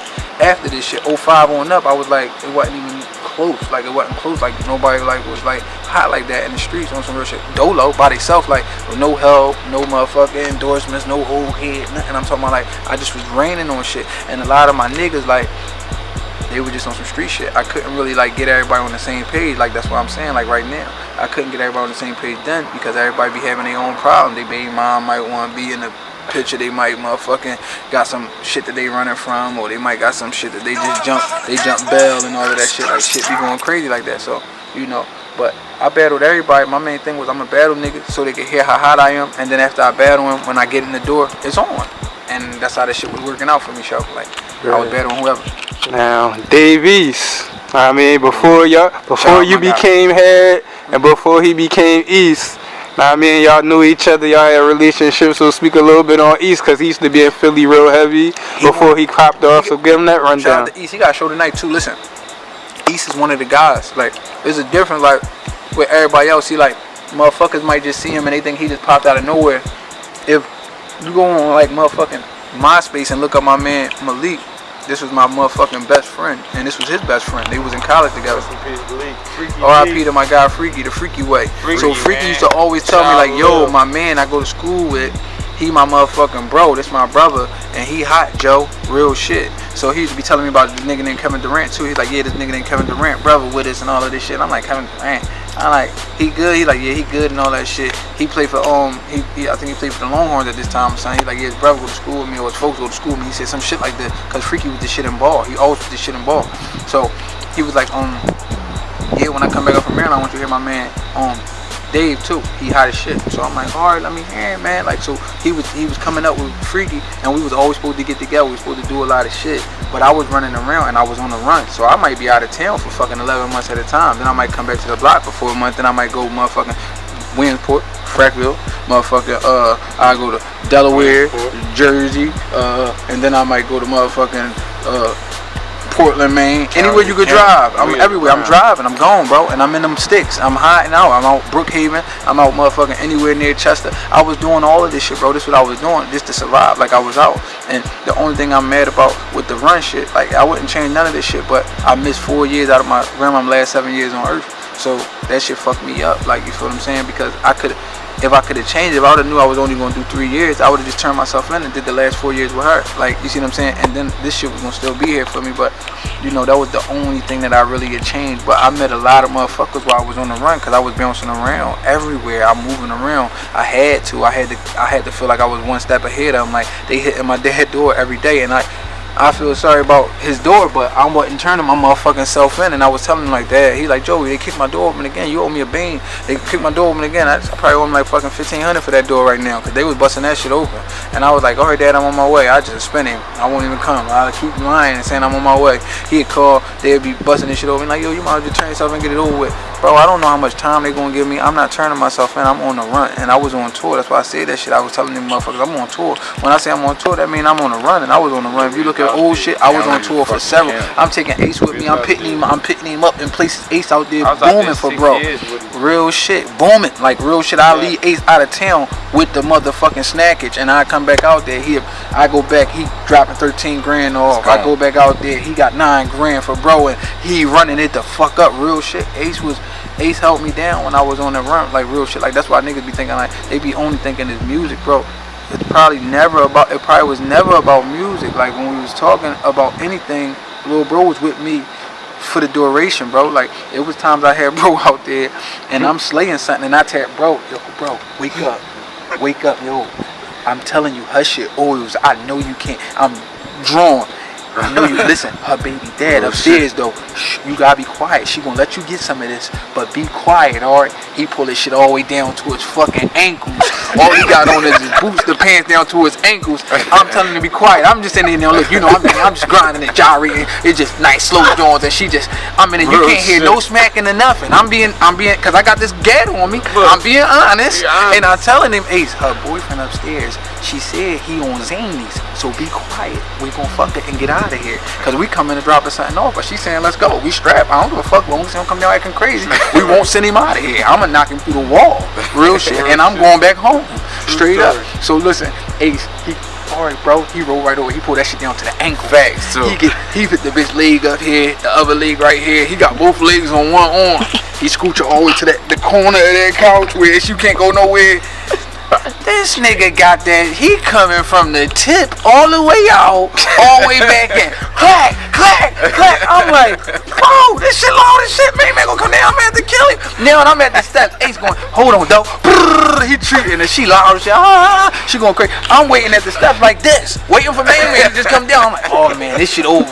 We done. We gonna get in the shootout. She said this nigga bipolar. And she talking about he got a chopper. I come in there one day. He had a fucking AK clip under the jaw next to baby toys. I'm like, what the fuck? I'm like, if this boy start throwing this shit from the top step, I'm just gonna have to throw this shit at him and get the fuck out of here. Hey, hurry up. We the fuck out of here. He in there. He going crazy. Crack.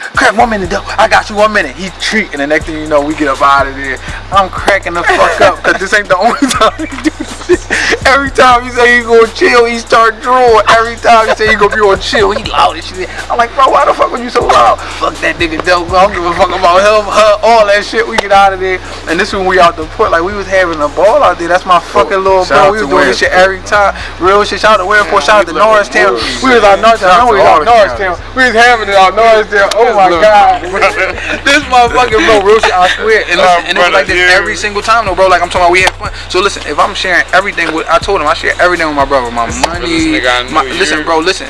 Dog, if I ain't had clothes, he'd give me the shit off his back, bro, and vice versa. It'd be like that, bro. Vice versa. I ain't had shit, nigga gave me whatever he wanted. Anything he wants. He gave me his favorite story, shit, bro. I'm talking about, bro, and this is every fucking time, y'all niggas don't recognize, I'm talking about like the quills and all y'all niggas, like y'all niggas came home, y'all niggas got jeans and all that shit, bro. Shopping. At the end of the day, like shopping.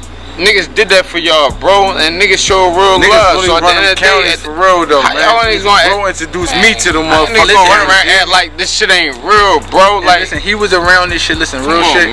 When niggas was coming home, I'm taking them right shopping, bro. I'm talking about like because this is the way it was supposed to be. Because this is the same show. This is the same thing I would have did for anybody because my niggas do that shit for me. And that's why regular shit. Not to cut you off, Joe. But it just be regular shit, genuine shit though, bro. Look. It ain't no look. I'm trying. This is genuine shit. How many times though, guys? Anytime though. Anytime though, on a regular. Anytime. Like you know how you niggas go to the store and get backwoods. That's how bro say fuck it. We just gonna go to the mall and grab a little bro was up, bro. Genuine niggas shit was though. Down. He made sure niggas was cool. So I don't understand every time, every time, and it ain't never changed. Every time, bro. That's why I would never change with my bro. It ain't never changed, bro. Real shit. I never changed. I'm still the same guy, like number 9 on motherfucking the blueprint one. Never changed. Let's go. Alright. So Jada Kiss. Another person that you kind of had a relationship with before. Now, I mean, he already was kissed, but you wasn't all the way had yet. No, I wasn't had. And y'all maintained the relationship throughout the years. So talk about. Always had ever since he said IV line with the Roman numerals. You niggas gonna need IV. Ever since he said that. Back then he was had. Hey yo, no, I meet Kiss right before that though. Like I meet him before that. Look, I go down motherfucking. I'm out Yonkers with Cooch. Cooch take me out there. He like, yeah, I can take you to Kiss Block and all that shit. Cause I battled Kaboom at this junk. I think Cooch was there. He seen me battle Kaboom. So when I come out there, he motherfucking I battled Boom. He was hot as shit too. Like he could really freestyle. Kaboom could freestyle. Niggas don't know. He really be freestyling. Like when niggas be saying they be freestyling, he really a freestyler. Like so he could freestyle about the shit you got on. There's real punchlines with it. Like shout out the dude too. Like so listen. But look, so now when I meet Cooch, we motherfucking he take me out motherfucking Yonkers. This was when Trinidad was fighting Winky Wright, I think. We watched that fight over Kiss house. Kiss was mad as shit. He was mad. He ain't want cause you got figured. I don't know. He could have lost money on the fight and all that shit. But I know for a fact he probably wasn't prepared for niggas to come out there. You feel me? Like and like we came right to his crib and all that shit. And he ain't know me yet.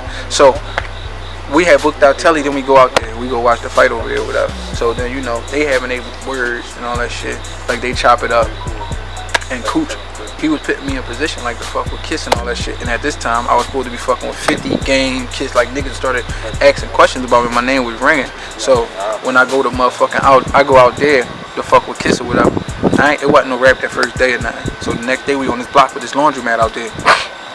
It's like a park out there, laundromat, this Kiss block and shit. My car got lost out on that block. He get the car out of lost stop and all that shit. Like it wasn't my car, it was my young boy Nut car, but we was out there together. He was out there, it was us. And he paid for to get the car out and all that. He paid for our telly. But this is a whole nother trip. It's like 6 years later, 5 years later. So this time we out right on this block. Kiss pulled me to the side after the battle because I was getting that boy. I was going off and I'm like, I know I fucked it up. I said, I know Kiss gonna fuck with me after that. Watch this. I said, it's about to be on. Like, yeah, motherfucking. What was the other boy? J Mill. What was his name? The nigga who used to be with Kiss. The young boy. J Hood. Yeah, I said, yeah, J Hood. I said, they gon' like they fuck with Hood. They gon' have to fuck with that shit. So Kiss pulled me to the side like, yo, youngin', you hot. I ain't gonna even hold you. If you slow that shit down so niggas can hear the shit that you saying and you master your delivery, that shit gonna be on. He said real shit. I'm gonna put you in the studio with me. I'm gonna get you some motherfucking beats and all that shit. And then I'm gonna put you I'm gonna put you in the studio with me and I'm gonna introduce you to the guys and all that shit. I'm like, alright, that's what's up. And you know, like young niggas, I don't know about y'all hood, but in my hood, everybody fuck with the Locks. Like we grew up listening to the Locks. Like that's what everybody fuck with, like on some real shit. Like if we had it our way, the Locks would be billionaires. You feel what I'm saying? Like that's real shit. Like our hood love the Locks, especially my motherfucking older cousins and shit like that. Like they was always fucking with the Locks, and I was fucking with Kid, cause you got to figure like I felt like Vito was like fucking Styles P. I was like Kiss, and motherfucking anybody could have, well, not anybody could have filled in the Luch spot because Luch had some shit with him. Luch had the flow, plus he had the grimy shit, and niggas couldn't really do that. They didn't put no songs together. But I know for a fact, Vito's favorite rapper was motherfucking Styles P, and my favorite rapper was Kiss. So once that shit was panning out, I'm like, man, I fuck with Kiss and them. It don't even gotta be about no paper. I fuck with Oy because I know he gonna have me sharp and still. So that's how I was trying to get that shit to go down. And then I end up going out Cali with Game, cause Sis was out there. So I go out there with Game, and I was motherfucking getting my, like, I was just moving around trying to see what was the best situation for me. But at the same time, it was already in my head, yo, we gonna fuck with Kiss because he over here anyway. I fuck with Game hot as shit. But we grew up on Kiss, so you gotta understand it's a different kind of feeling. Like when you fuck with a nigga and you know for a fact this nigga was your favorite rapper and who you motherfucking, like, you listen to this person and you said you judge like basically your style is more similar to this one and that one. So that's how that shit was always. It was always like that. So once I came back, I don't know why we didn't lock in right away. So like 6 years later or 5 years later or 4 years later, he came out motherfucking Philly. And he came out there and my old head yacht was fucking with him. And when he was fucking with Kiss, I asked him, I'm like, yo, whatever happened? Why the fuck we ain't locked in? I wanted to motherfucking make that shit happen. I've been on the run ever since, but I'm running it up out here. He's like, no, I see you getting busy. I'll be hearing your name and all that shit. But I thought you was getting signed with somebody else. I was like, no. I said, I ain't get signed with nobody. He like, I ain't know. He said we miscommunicated. So then he gave me his handle and all that shit. I think this was when K was still locked up, because that was his friend, his best friend and all that shit. He was like, yeah, my man Book, I remember all this shit. Like, I remember shit by moments.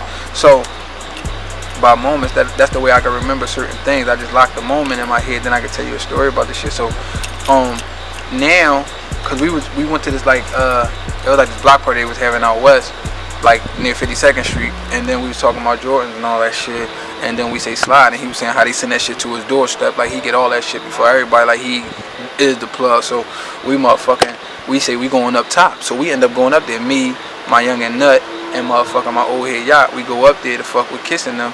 They in there, they on this gas. He got a big ass warehouse. They make leather and all that shit, and they make like leather belt buckles and all this shit. But he got his banging that studio in there, so we in the studio. He in there, motherfucking. He in that joint lamping the way I would be lamping, getting massaged, doing his shoulders by something special like I would be getting massaged. He in there doing his own thing, the way I would be doing my own thing. And it wasn't even about music. We was in there, niggas was playing the game, and the niggas who was in there, like it was motherfucking like niggas who you be hearing on shit. Like you might have seen, you liable to see Super Mario, Lawson, Poops. You hearing all the motherfuckers who you hear these niggas talking about.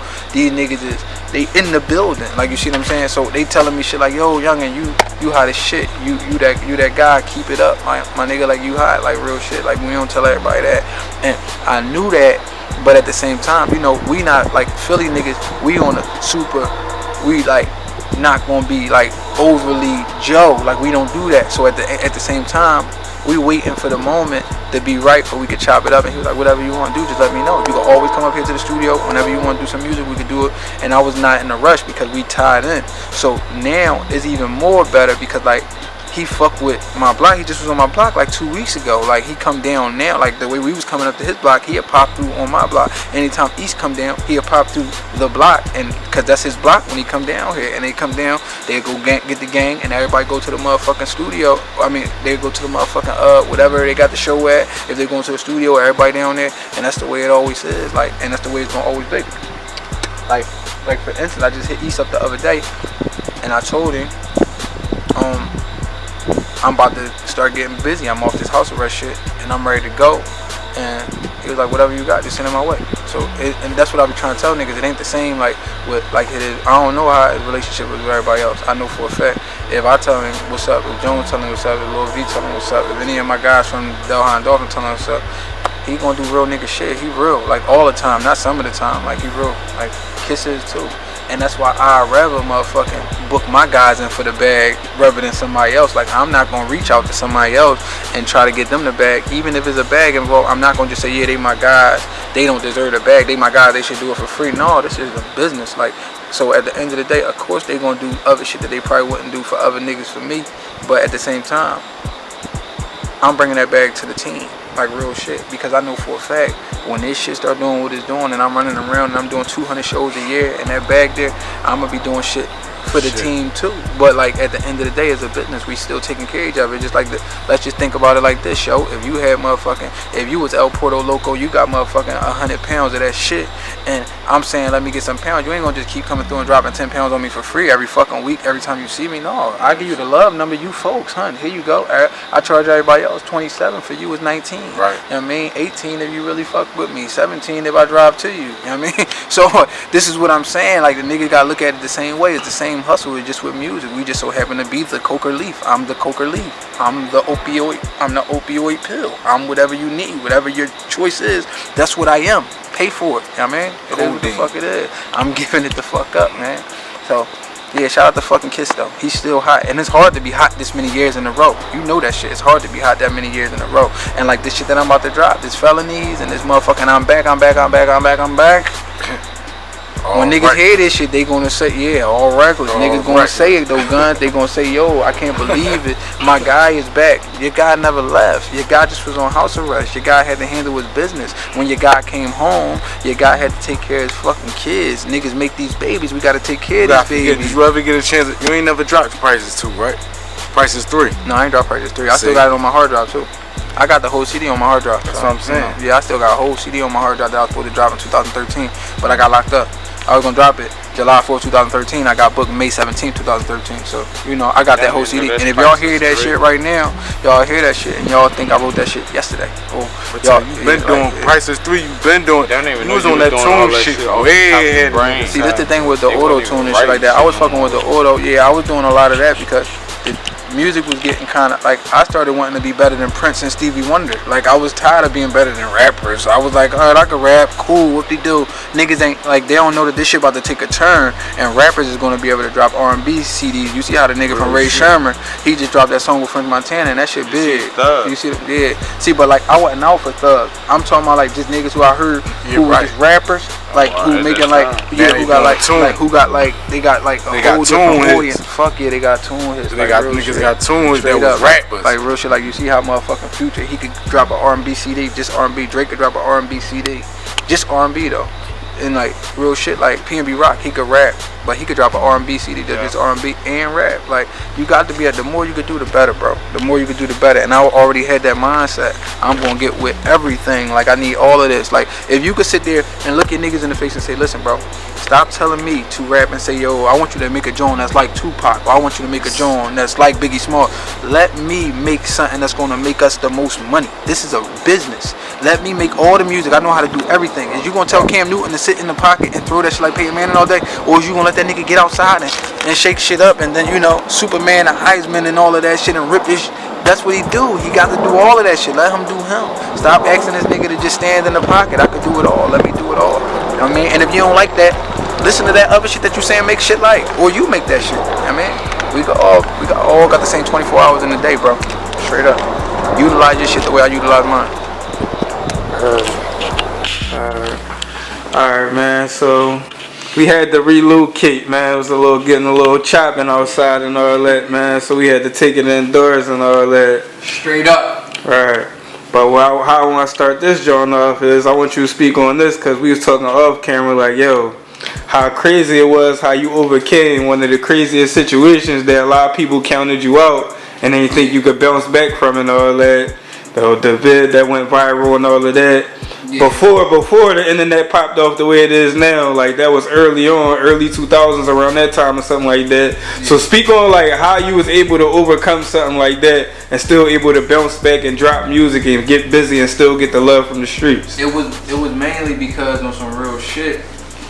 It was like I just wasn't taking no for an answer, and the shit that was happening after that was bigger than the other shit that I was ever doing. Like you gotta remember, at this time YouTube was like new. It wasn't really like I didn't know how to use YouTube like at all. Like I ain't know nothing about that shit. I ain't know about how niggas monetize and doing all of this and that on YouTube. I just knew, cause I think it was LimeWire. That's what niggas used to get my music off and shit. Like I used to have LimeWire on Smash, but niggas was like, you gotta understand, niggas was getting to see me, and then they was getting to notice like, damn, yo, look at this what happened. So if you go on a subject and somebody telling you this, the curiosity in your brain gonna say, let me click this video under here too though. So you clicking the video under there, then you noticing, damn, this little nigga here, 100 pounds soaking wet. He wasn't rumbling. He got snuck. That could have happened to anybody. Let me check this video out under here though. Ooh, you check the video. Damn, he got it. Shit, I ain't, wait a minute, that might have been luck. Let me see something. Let me click this next one. Oh shit.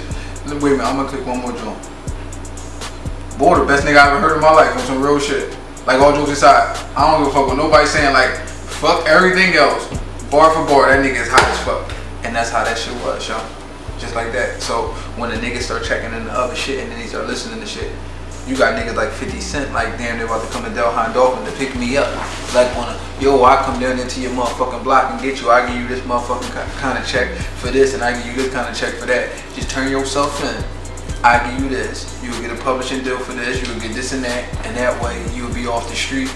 You'll get like a couple $100 grand or something. Like I forgot how much money it was exactly just to chill. And he was gonna do a reality TV show, like, cause they had this Making the Band shit out at the time.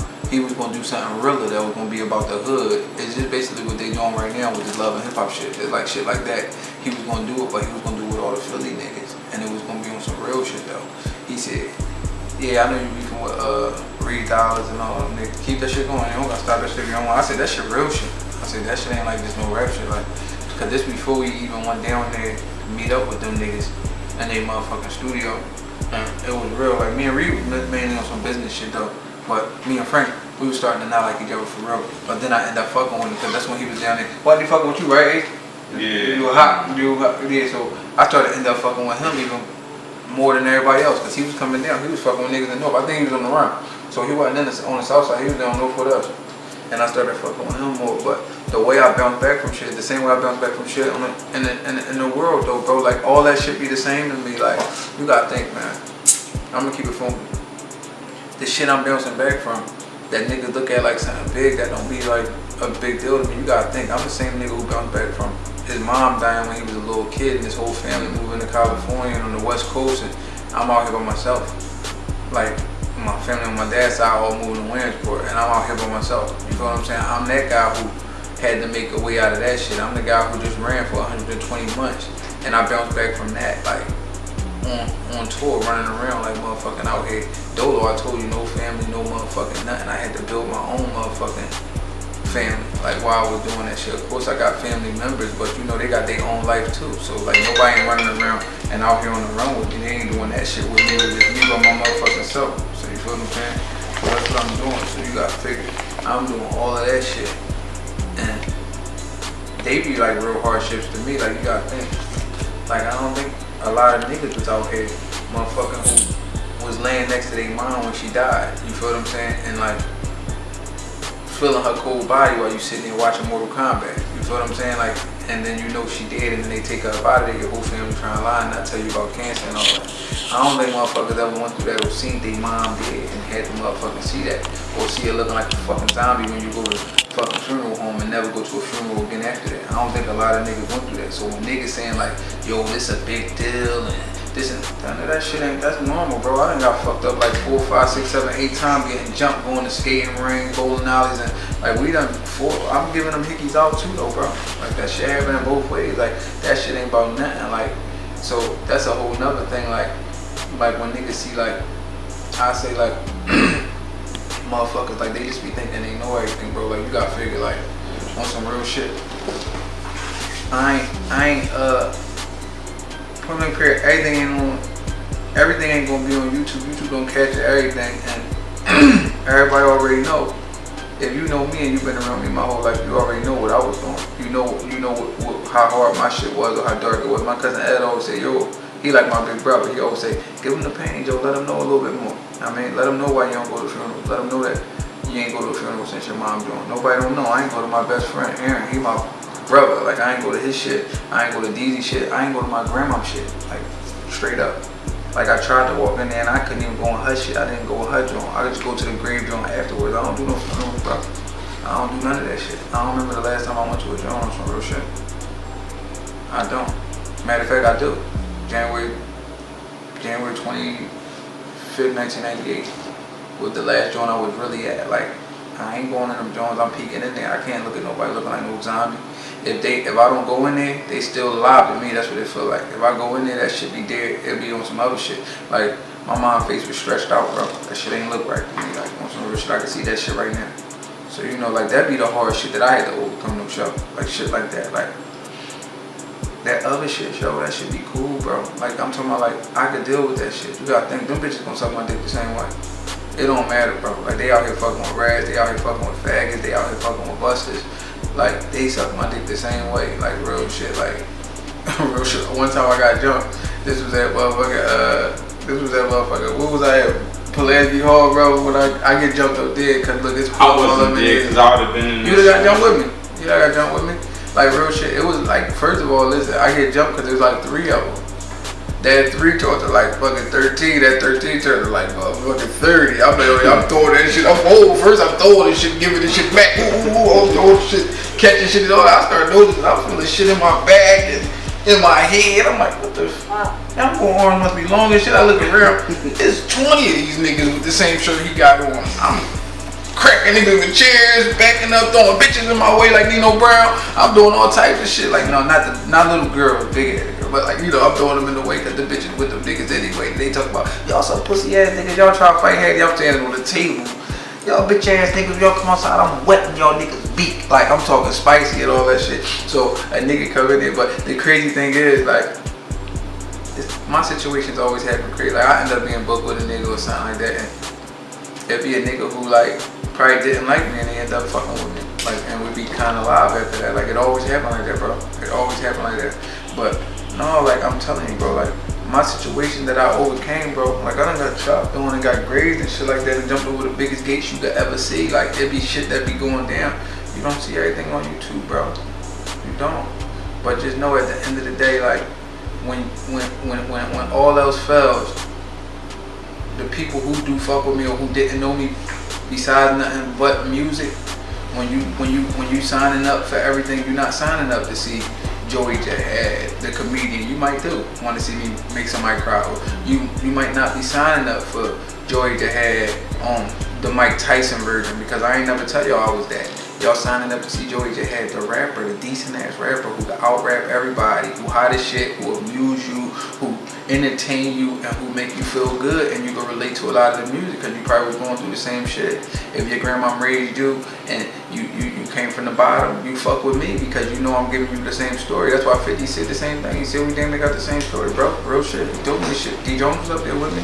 Like, and there's a million niggas like that who got this story, bro. There's a million niggas whose mom was running the street and they was in the motherfucking house with Granny Annie. You feel me? Like, straight up. Like, I know for a fact there's a million niggas with the same story because I know a lot of niggas with the same story who was in the same house with me or a house down the street doing the same thing as me while our moms and dads were out, was my age, running the streets like I was running the streets. So it is what it is. Like, you can't knock them. Like, you just don't understand it when you were younger. But when you get older, you be like, all right, well, you know, straight up. They had a life too. They probably wasn't ready for this shit. They probably didn't plan on having a nigga like me. And I'm a fucking handful right now. So I can imagine how I was as a little ass baby, a little genius who know everything and ain't trying to hear shit. Yeah, man. Alright, so now you briefly touched on the situation with Touch Money and Top Class. Yeah. So let's get into that a little bit more. You said, I mean, a lot of this kind of started off with you and Frankie. Like, it initially started off started off with NH and Still, that battle. Shout out to NH too. Right. Shout out to Still, free Still, man. And then y'all situation, y'all kind of went back and forth, and then they branched from y'all. I lined them up. Listen, bro, I lined them up. This is my main thing. I lined them up. I ain't had nothing against Frankie. He had a cousin named Manny who went to motherfucking Cheney or Lincoln, whatever one of them schools he went to that joint. He was up there. I was going up there with B Money and Corey Bethia and niggas like that from Quill Block because I was fucking with them niggas. I was running around with Matumbo, Sean, you got on live? Matumbo, Sean, and shit like that. Like, I was doing a lot of shit. So at the end of the day, motherfucking we was going to college and shit with them niggas, and when I was going up there, I meet Frankie's cousin, and like he was like a Creed Forge fan or whatever. So he was like, cause he was from SP, so you know Creed Forge was hot as shit at the time. So he was bragging about Creed and all that shit. And my main thing was, at the end of the day, I just knew I was hot, and I knew for a fact once nigga got a load of this, they was gonna know what the fuck was going on. Like, they was gonna know that I was here to stay, and I was gonna hold down the north side, like, to the death of me. And like, I'm doing that shit to this day, cause I meant that shit when I said that shit.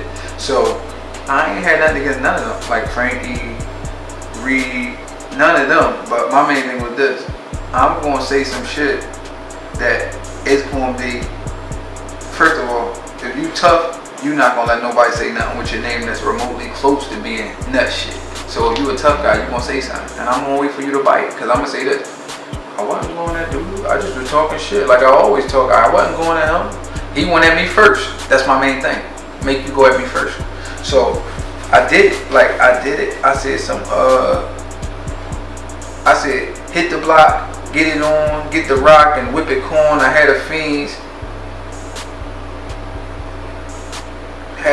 teeth missing. Frank with the grippers going. I said some shit like that, like, cause he had missing teeth, and I knew the world was gonna notice that, the small world I was in at the time, cause I wasn't worried about like global shit. I was just worried about like local shit. I knew everybody know, cause he killed the nigga on the Philly versus Harrisburg, and that's what we know. It was like, no, the boy with the teeth missing, like, he hot as shit. You feel what I'm saying? So I knew for a fact. I said he be with Reed. He gonna either bite or Reed gonna bite. They gonna say something. So Jones, my fat young boy, you know, Reed tried to go at him. I don't like who the fuck pipe. Look like a fat ass turkey. I want to slice you. Nobody likes you, you make me wanna fight you. Look like a fat ass turkey, I wanna slice you. I don't even know the reason I had him fight you. Just another one of my kids, I say goodnight to. When he say that, I said, don't like, I don't worry about it. He thinks it's a game. He talking shit. He like, yo, you gotta get him. He said, Joe, I said, listen, no, chill. He hot as shit. Let me get him, Jones. You don't gotta go at him. I got it. I rocked him to sleep. So soon as he do that, no, but listen, before we get past that, look, I had one at Frank. When I didn't go at him for a throttle yet. I went at him after he go right at me. He said some shit. So they got this one where he got the little green hat on and he dissing D Jones and Frank was dissing me. Cause I told D Jones to diss Frank too after that. So when D Jones went at him, Reed go at D Jones as hard as he possibly can. And then I jump on Reed and I get him. And like that's how I started that shit. So he dropped that AAP and I dropped the get back. And Reed ain't say nothing about me getting snuck or no shit like that in his raps. Like he ain't used that shit. Like the weak niggas was trying to use that because it wasn't that. That's what I'm saying. Like I told you, like when you coming from where we was coming from, you want to outclass a nigga and show the nigga that you better than him, piece by piece by piece. Like a nigga who know that can happen to anybody, like real rap, that shit can't happen to anybody. A lot of shit, like niggas is getting shot and ain't seeing it coming. Niggas is getting jammed. Niggas is getting robbed. Niggas is getting lined by bitches and everything. This shit can happen to anybody. When you in the belly of the beast, a lot of shit go down that can happen to a lot of niggas. There's a lot of niggas who dead right now who could be alive because they thought a lot of shit couldn't happen to them. I got some of the toughest guys, man, like my best friend. Like he would beat everybody the fuck up for me, bro. And like he thought a lot of shit couldn't happen to him. And he was always like, he got shot like 21 times, bro. Like he always was getting set up and like, or going somewhere and it would just happen. And he was like, man, I don't give a fuck, these niggas is pussies. But the shit that happened and that opened my eyes. And like, I lost a lot of my best guys, like my closest friends, like motherfuckers who I tell everything, who like, we got a lot of secrets that went to the motherfucking grave that's gone because a lot of shit could happen to a lot of niggas and it was happening to people and like shit been going down. So now back to the Reed situation. When he dissed D Jones and said that shit about that turkey line and all that shit, I get right on it.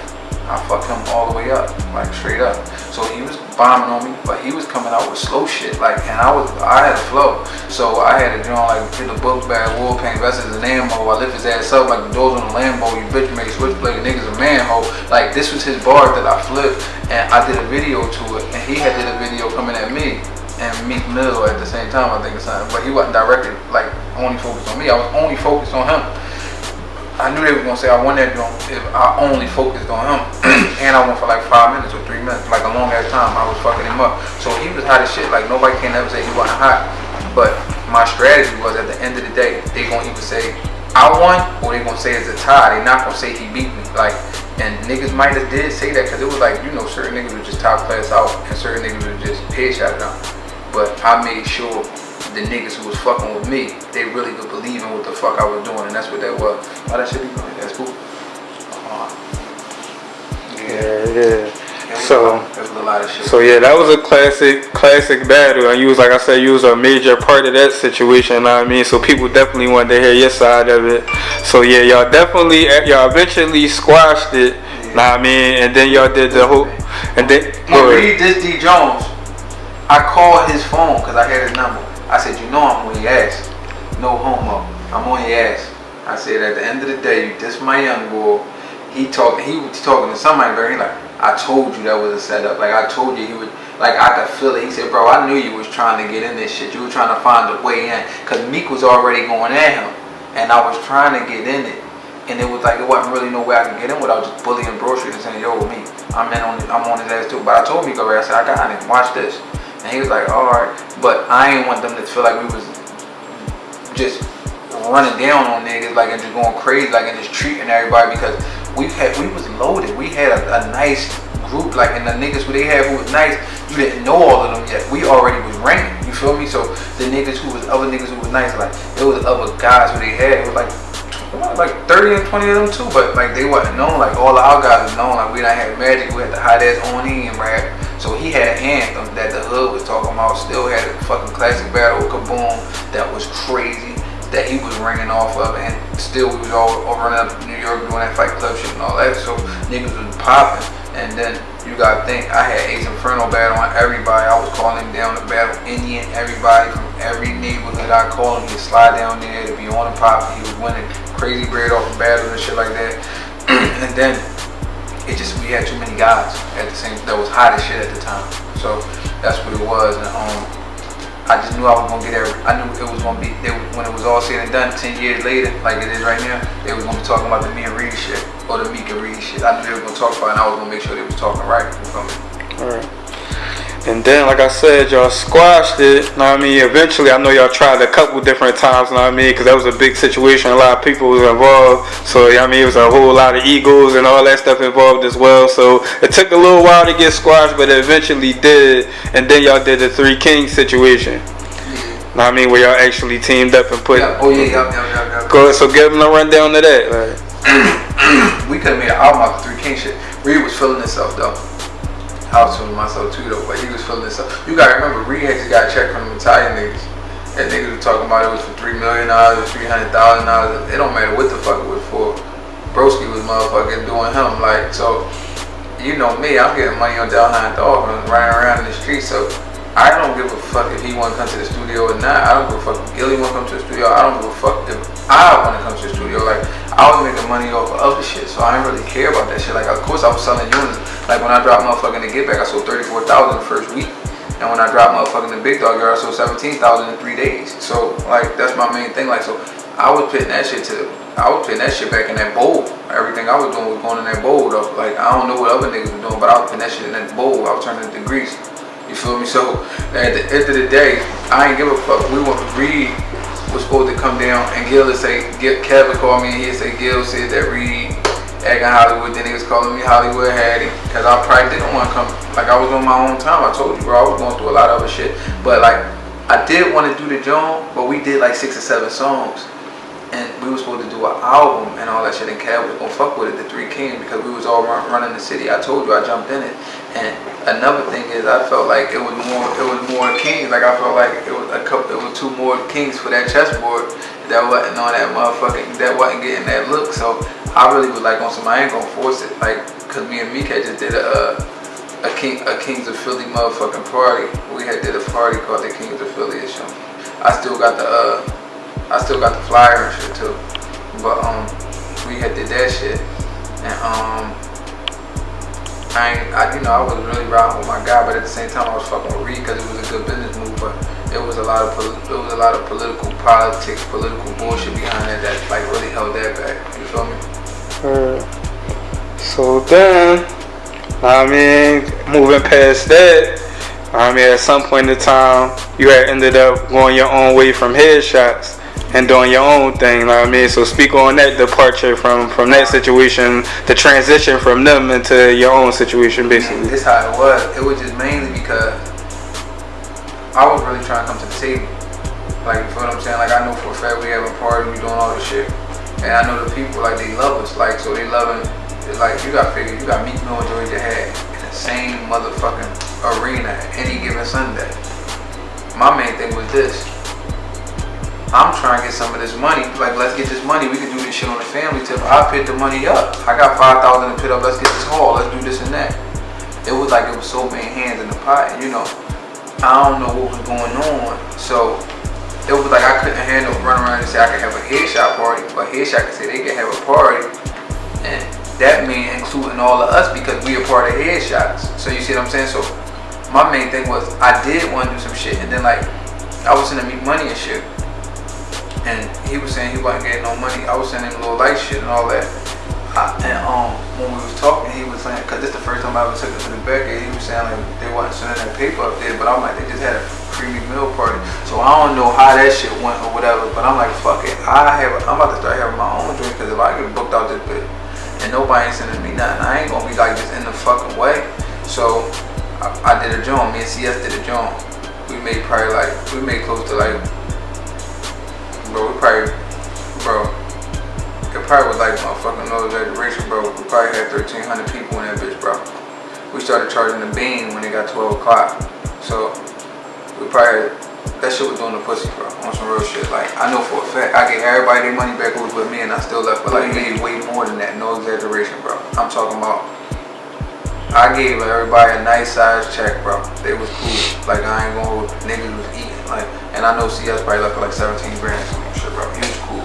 He already had money anyway, so he ain't give a fuck. He gave me a bankroll that same, like right before that, he sent me to Miami and all that shit, and made sure I was cool, took me shopping and all that shit. This was when my block got hit. So, you know, I mean, it's all 10 years, 12 years ago shit or something, like, I don't know, but like, real shit, like, we was, so, but that opened my eyes too, like, damn, that we just damn near made 40,000 off the fucking party, bro. Like, still, we started off charging people $10 for it, and then went up charging a bean, and they came in, they were paying that bean to get in here to be next to the guy. You know what I mean? P on the stadium, you know, so we acting crazy, little cars in there, like, I had everybody in that bitch. Vito, Turk, well, yeah, Vito, Turk, everybody was in there. That's when Puff tried to get Vito arm and shit, cause he ain't know them niggas and they was too close to me, getting niggas away from me the whole time. My guys, all my guys in there with me, everybody in there, like, this shit was crazy. I had a super team, you know what I mean? So my main thing was this, I seen how much money we could make off this shit. So when I take Meek to the motherfucking, the Batcave, we do a song. This when he came home and he was so like bang bang get it gang bloodhound sucker nigga, we be on them shit and we ain't fucking with them other niggas, yeah. Heard me what I hit like that outside a nigga? Like that was like a John, like basically saying like, alright, fuck it. Like when we was doing that, we were just saying we were fucking with each other, we gonna do whatever we gotta do to get to the tiz out. And I already put him on my shit. He was putting me like in position, like anytime he had to move for us, he'd be calling me for moving and all that shit too. And like we felt like we was getting cheated, but it was the love still was there though. So you know, like it ain't matter. Like if Bob wanted us to do something, I was gonna do that shit, cause the love was still there. But I was on some shit like they not moving fast enough for me. I got some money. I'm trying to put this shit up. Like I'm trying to do some shit, and they wasn't moving fast enough, and it wasn't like it ain't like they like cause they made a lot of niggas. They ain't make me though, and they ain't make me neither. So like. It was like they made niggas though. Like Bob made a lot of niggas, bro. Like I don't give a fuck what nobody say. He made a lot of niggas. So I could see he deserved to be compensated too. But at the end of the day, certain motherfuckers deserve to be compensated or to pick money up. I just wanted to pick my money up and do shit. When I dropped my CD, I was dropping them shits off on them. Like I was paying for my shit and all that shit, dropping that shit off. Here you go, big. Go ahead, do your thing, bro. I need you to host this and all that. Like it was always like that was my fucking guy. Like he could do what he wants, but like at the same time I could do what I want. So once I started noticing we could do our own shit, I started having crazy for that party. When I'm throwing these parties and shit for the getters, I'm paying for this shit for everybody. Nobody don't gotta worry about nothing. I got y'all wanna get hoodies made and all that shit. Go ahead, hun. This the person we get them from. Y'all can go sell them.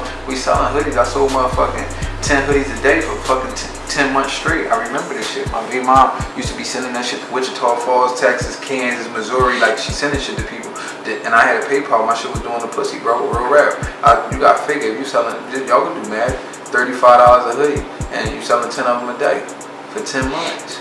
Come on, man. That's like I sold like 2,962. It was still on my PayPal. I can show y'all that shit. So you sold damn near 3,000 hoodies at $35 a hoodie, bro. Come on, ain't nothing. What's that? $105,000 or something dumb shit like that. And that ain't even including the CDs, the ads, and all types of shit like that. I know for a fact at the end of the day, I was running it up off the clothes shit before niggas even thought about making clothes. That's why I know for a fact if I do them now, and when I do them now, I'm only doing motherfucking retro shit. The retro shit gonna cost motherfucking, we gonna do that shit the same way MJ do that shit. The retro shit gonna run you up, but it's gonna be all fake, and it's gonna be what it's gonna be. But the craziest part about the headshot shit is I really felt like if Bob would've really got that shit stamped and made that shit a label, I would've fucked with him. For sure. I would fuck with my guy. We'd have walked into them offices. We never was doing none of that, and we had it. We could have did whatever the fuck we wanted at that time. Straight up, like it was. We had too much clout. Real shit. It was to the point nobody would like when we went up to the come up show and Kev let us mob up there. It was 50 of us in that bitch. He don't even let people diss people. We was dissing cop class up there in the jump. Like he don't even let people do that shit. I was bombing on niggas. I was right at niggas talking crazy. Straight up, and me and Kev been tight ever since too. We was tight for that though, but yeah, we had motherfuckers tuning into the radio because at that time we wanted a mixtape. They was listening to the radio. That's what we got the come up show. They had the reigns again after that, like cause niggas started paying attention to the come up show again. Like listen, that had hot niggas up there because we had the streets already. That shit was crazy, bro. Definitely was classic moment, man. So did this situation happen before that or after his shots where, you know, you and your guy D Jones kind of went through a little something? Y'all got over it though, y'all back good, y'all back straight. But D Jones, me and him, our situation happened with the headshot shit. Look, you gotta think, when was saying fuck headshots, cause I bombed on him, son. I bombed on him. But I did D Jones, this what happened, matter of fact. I don't know who dissed me first, bro. Some old shit like that happened where Maddie dissed me or something like that, or Tommy Stars or somebody, whoever was fucking with headshot dissed me. Because me and Meek did that song, F.A.M.E Get It Gang and all that shit. And we was saying like, I said headshot Hattie say no, I said headshot Hattie say no more. I said headshot Hattie give him war, Meek Mill say no more. Cause I said I was headshot Hattie since Young Bob was Young Bob headshot. And then I said Meek Mill say no more cause that was Bam. So I said that. I said nigga just be spitting shit. We spit that shit they listen for. We was just bombing on them right now. So when we did that, you know, they send the little troops to try to bomb on us. Come on, man. Like you already know, niggas should have left me alone. So D Jones didn't bomb on me, but he was my brother. So I was hurt from him more than everybody else because he was in the video when they was dissing me. So I called him like, yo, what the fuck type time you on, bro? Like, you tripping, like you in the fucking video with them niggas, bro. Like, what's your whole thing? He said, no, bro, it wasn't even like that on some real shit. He said, I said, I'm not trying to fucking hear that shit, nigga. Like, you was in that video with them weird ass niggas. They got these weird ass hats on and shit like that. I remember exactly what I was saying. I said, these niggas got these goofy ass leather hats on and all that shit.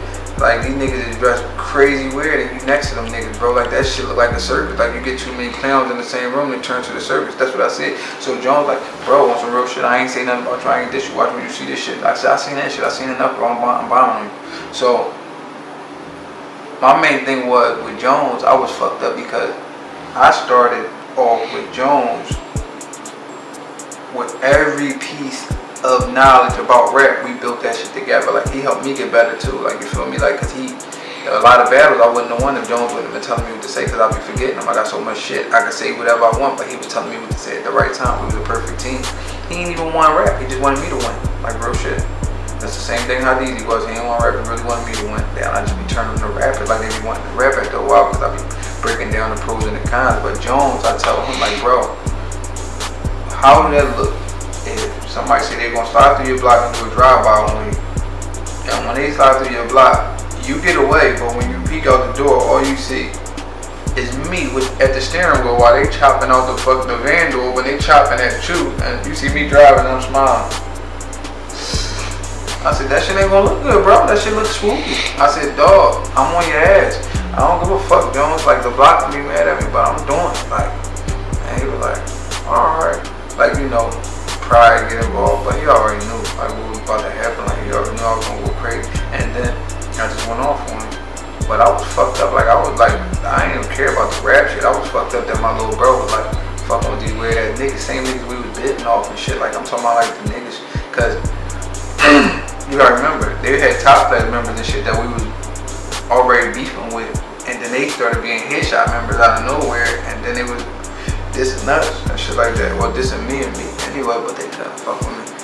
And, like, I was just like more so salty that little bro was fucking with them niggas, and then we end up all getting cool. Like, I started fucking with the niggas who were doing this shit and all that shit, but me and Jones, like, we been had got cool, but nobody just ain't know. I was fucking with Jones for a long time after that. Like, even when I still had braids, I remember, like, 2009, me and Jones was already cool again.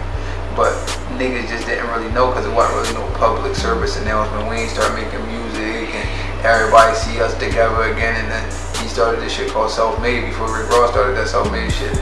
He had that Self-Made, he got tattoo and all that shit. And then he switched that shit to Wildlife because, you know, a hustler could make anything pop, and he started making that Wildlife shit pop, and then he got that shit popping, man, like he should. And then moving past that, you and your guy Meek, man, y'all end up, you know what I mean, on different sides of the fence, man. Yeah, that shit was crazy too. Now, that situation was so crazy because that shit could have been avoided 1,000 times. You feel me? It could have been avoided 1,000 times, but it was like, certain shit gotta happen for certain things to become like a little bit more better. You feel what I'm saying? Like, so it was like at that time it was just too much tension, bro. I ain't gonna even hold you. Like, you know, like at the end of the day, it could be niggas around me, it could be niggas around him. They could both be saying, yo, you the hottest, and they could be saying you the hottest. So and niggas back of their head, they just like, everybody wanna be number one. Like, that's the way that should be.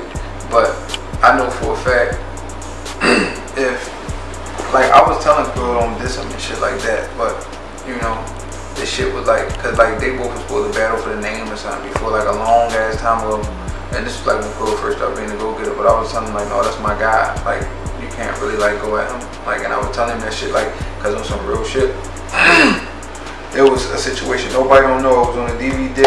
This was after I got snubbed, and motherfucking a nigga. I don't know if he was with Meek or if he was with another nigga or who it was, but he was in the same. Like Meek was about to, Jerry was taping the joint with the DVD. I think it was Get Focused or something like that.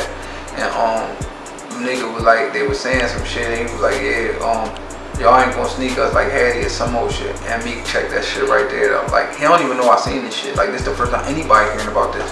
And he could validate the story too. Like, and Jerry could validate it. He was like, yo, that's my man. Like we ain't gonna do all that. We ain't gonna say that. No, cut that part out. Like, and he say that, and nobody ain't never know that. Like, so that was my main thing. Like, he was being loyal when the cameras was rolling or when it was off and on. And the only thing that we really fell out over was because, you know, like I be bit, and then they said that he was. Well, this is the story that I got when I talked to Kev. He said, was it Kev or somebody was like, you was calling him Shorty or something, and he taller than you or something. I'm like, man, they younger than me. They like, I was just playing. I call everybody Shorty. Like I be saying shit, but like that's where it was. But like, you know, it was too much tension anyway. It could have been anything. I could have said anything, and he wasn't gonna feel it because at the end of the day, he knew it was some motherfucking animosity from my camp, whether it was from me or other niggas. But he knew for a fact it was some shit that he probably wasn't smelling. So that's how that shit was. You know what I mean? But you know, everything happened for a reason, bro. Real shit, everything happened for a reason. And like on some real shit, when I be looking at the situation right now, there's certain motherfuckers who niggas would have moved all the way out for, who, you know, you probably not even fucking with the niggas no more, you feel me?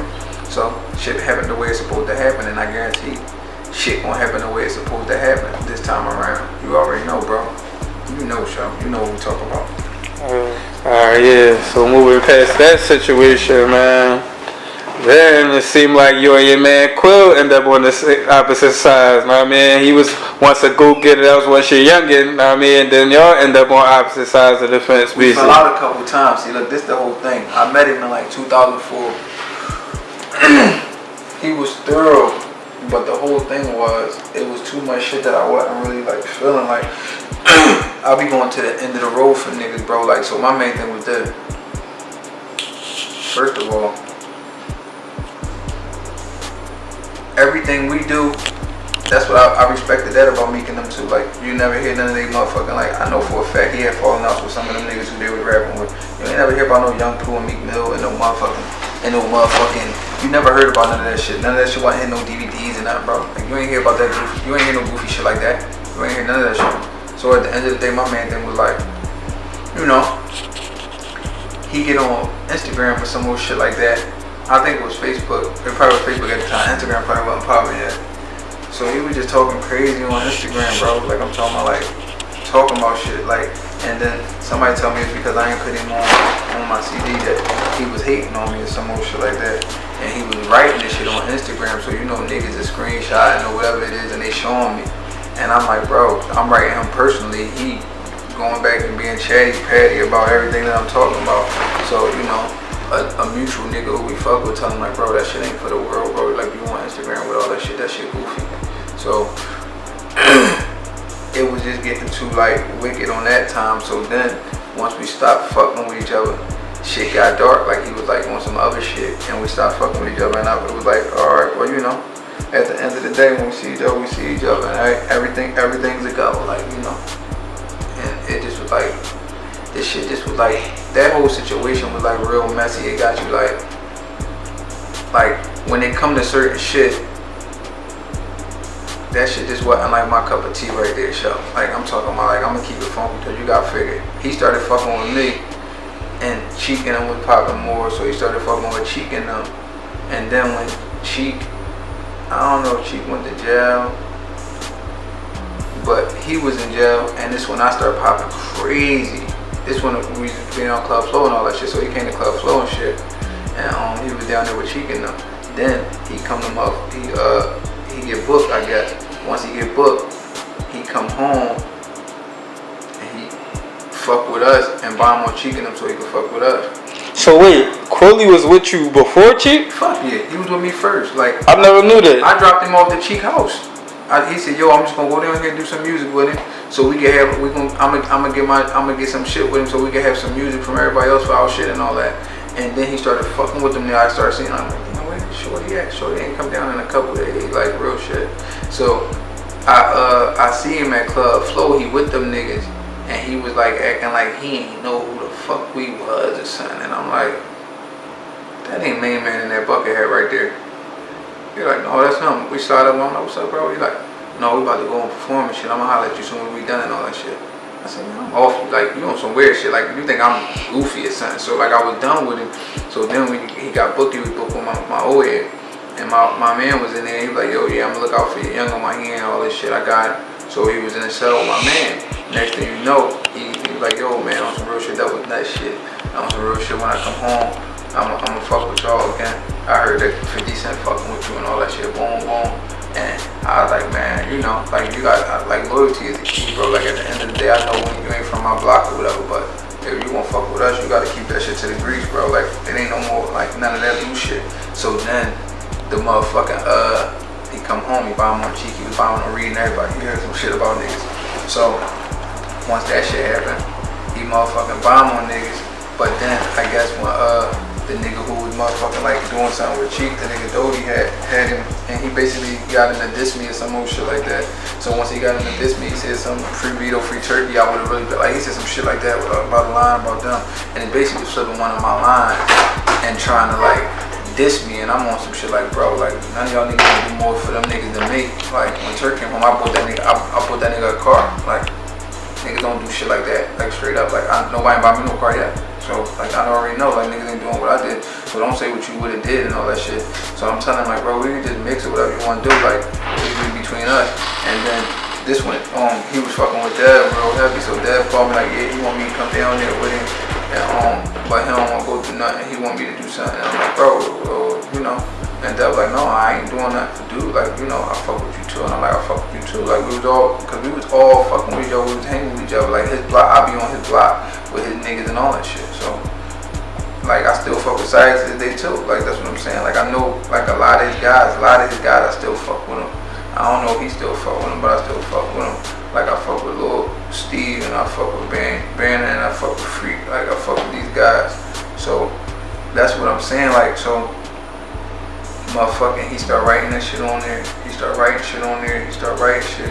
And I was like, man, I'm off, and like, and that's how that shit was like really like, it wasn't never really gonna be like nothing, because like my main thing is this: if me and you thorough, or we half-ass hard, even to the people, because like the whole thing was, from the outside looking in, you would think we was together all the time, because when it's time for DVD time, I do shit with it. Like I make sure we get on these DVDs together, but we weren't really hanging together. Except when I was out of town, I'd bring him out there to get some money and shit like that. I'd put him out there. I took him one spot in Williamsport, the other spot in Fragville. Y'all was picking him around places and shit like so, you know. Like, but that was the main thing. I feel like if I look out for a nigga and I make sure they motherfucking can feed they motherfucking folks and shit like that, or get money with me, bro, or give you my light when I got the light to the dick, I'm giving niggas my light. I'll make sure niggas can shine with me. Real shit. I don't feel like niggas should motherfucking ever like cross me and no shit like that, bro. So you know, like at the end of the day, when we stop fucking with each other, it was on some shit like, alright, it is what it is. Like, you know, like when I see you when I see you. So, you know, that's why when I be seeing motherfuckers, they was saying, oh man, had fucked Quill, bitch. Like me and Quill was sitting in the crib playing PlayStation together and motherfucking braiding each other hair and eating ice cream and some old weird shit like that. Wasn't even my fucking man at the time, like real shit. And that shit was just out of spite, only out of spite. Like, it ain't like I was sitting around like, ooh, I can't wait to get Shorty. She the baddest bitch in America. No. Shorty hit me up after he dissed me. I'm thinking she trying to line me for him. So I'm like, hey, Ace, look at this shit. Shorty writing me like, what's up? You think this shit fake? This him from a fake page or something? Oh, alright, let's see what's up with this shit. I tell her to come down. She really come down. She had school on Lehigh and Broad and Lehigh. She was doing like this motherfucking program thing where though she was going to school down there. I picked her up. I picked her up. So the shit was so crazy because my baby mom ended up catching me with it and beating me up. Like, she treated me, I'm running through like, oh shit, like, it was crazy. That's another story for another day, but my baby mom, like, ain't you cool, baby mom? I'ma fuck you up. Like, so she say that shit, and then I wrestled, I got my baby mom holding that. I'm like, run, dog, get out of there, yo. She get out of there. She screws it. Yeah, but that was a whole nother situation, man. Like, this shit was crazy. Like, I got fucked up by my baby mom with that shit, bro. Like, real shit. My baby mom pulled my hair out and all that. I had, like, a big ass patch in the back of my head missing. She pulled my locks out, like, she pulled, like, 5 patches out of my shit, bro. Like, real shit, that shit was not worth it. Like, that shit was not worth it. Like, real shit, my hair was, I'm thinking about that shit. I got a baldy, my shit still hurt right now thinking about that shit. Real rap.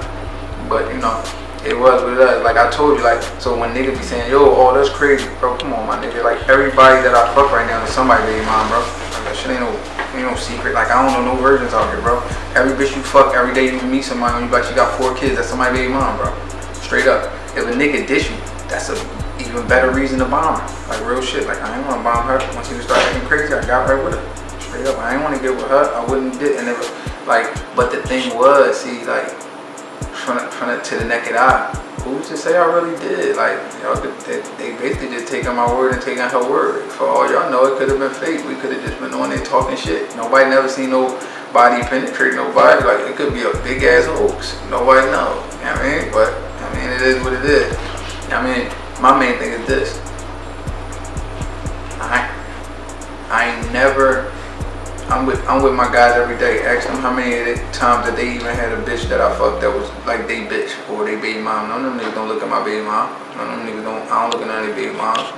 That ain't what it is. Niggas don't get into all that. But y'all niggas be so tender and y'all be so in love that y'all be just wanting to say whatever y'all want to say because I'm the rapper who y'all want to hate. So y'all say, oh, that's crazy. He did that to his man. He wasn't my man if he was bombing on me and dissing me and sneak this and then all types of goofy shit after I was showing him nothing but unconditional. And it happened the way it happened for a reason. Like, I did that shit for real, like, because I wanted to. Because at the end of the day, you gotta figure.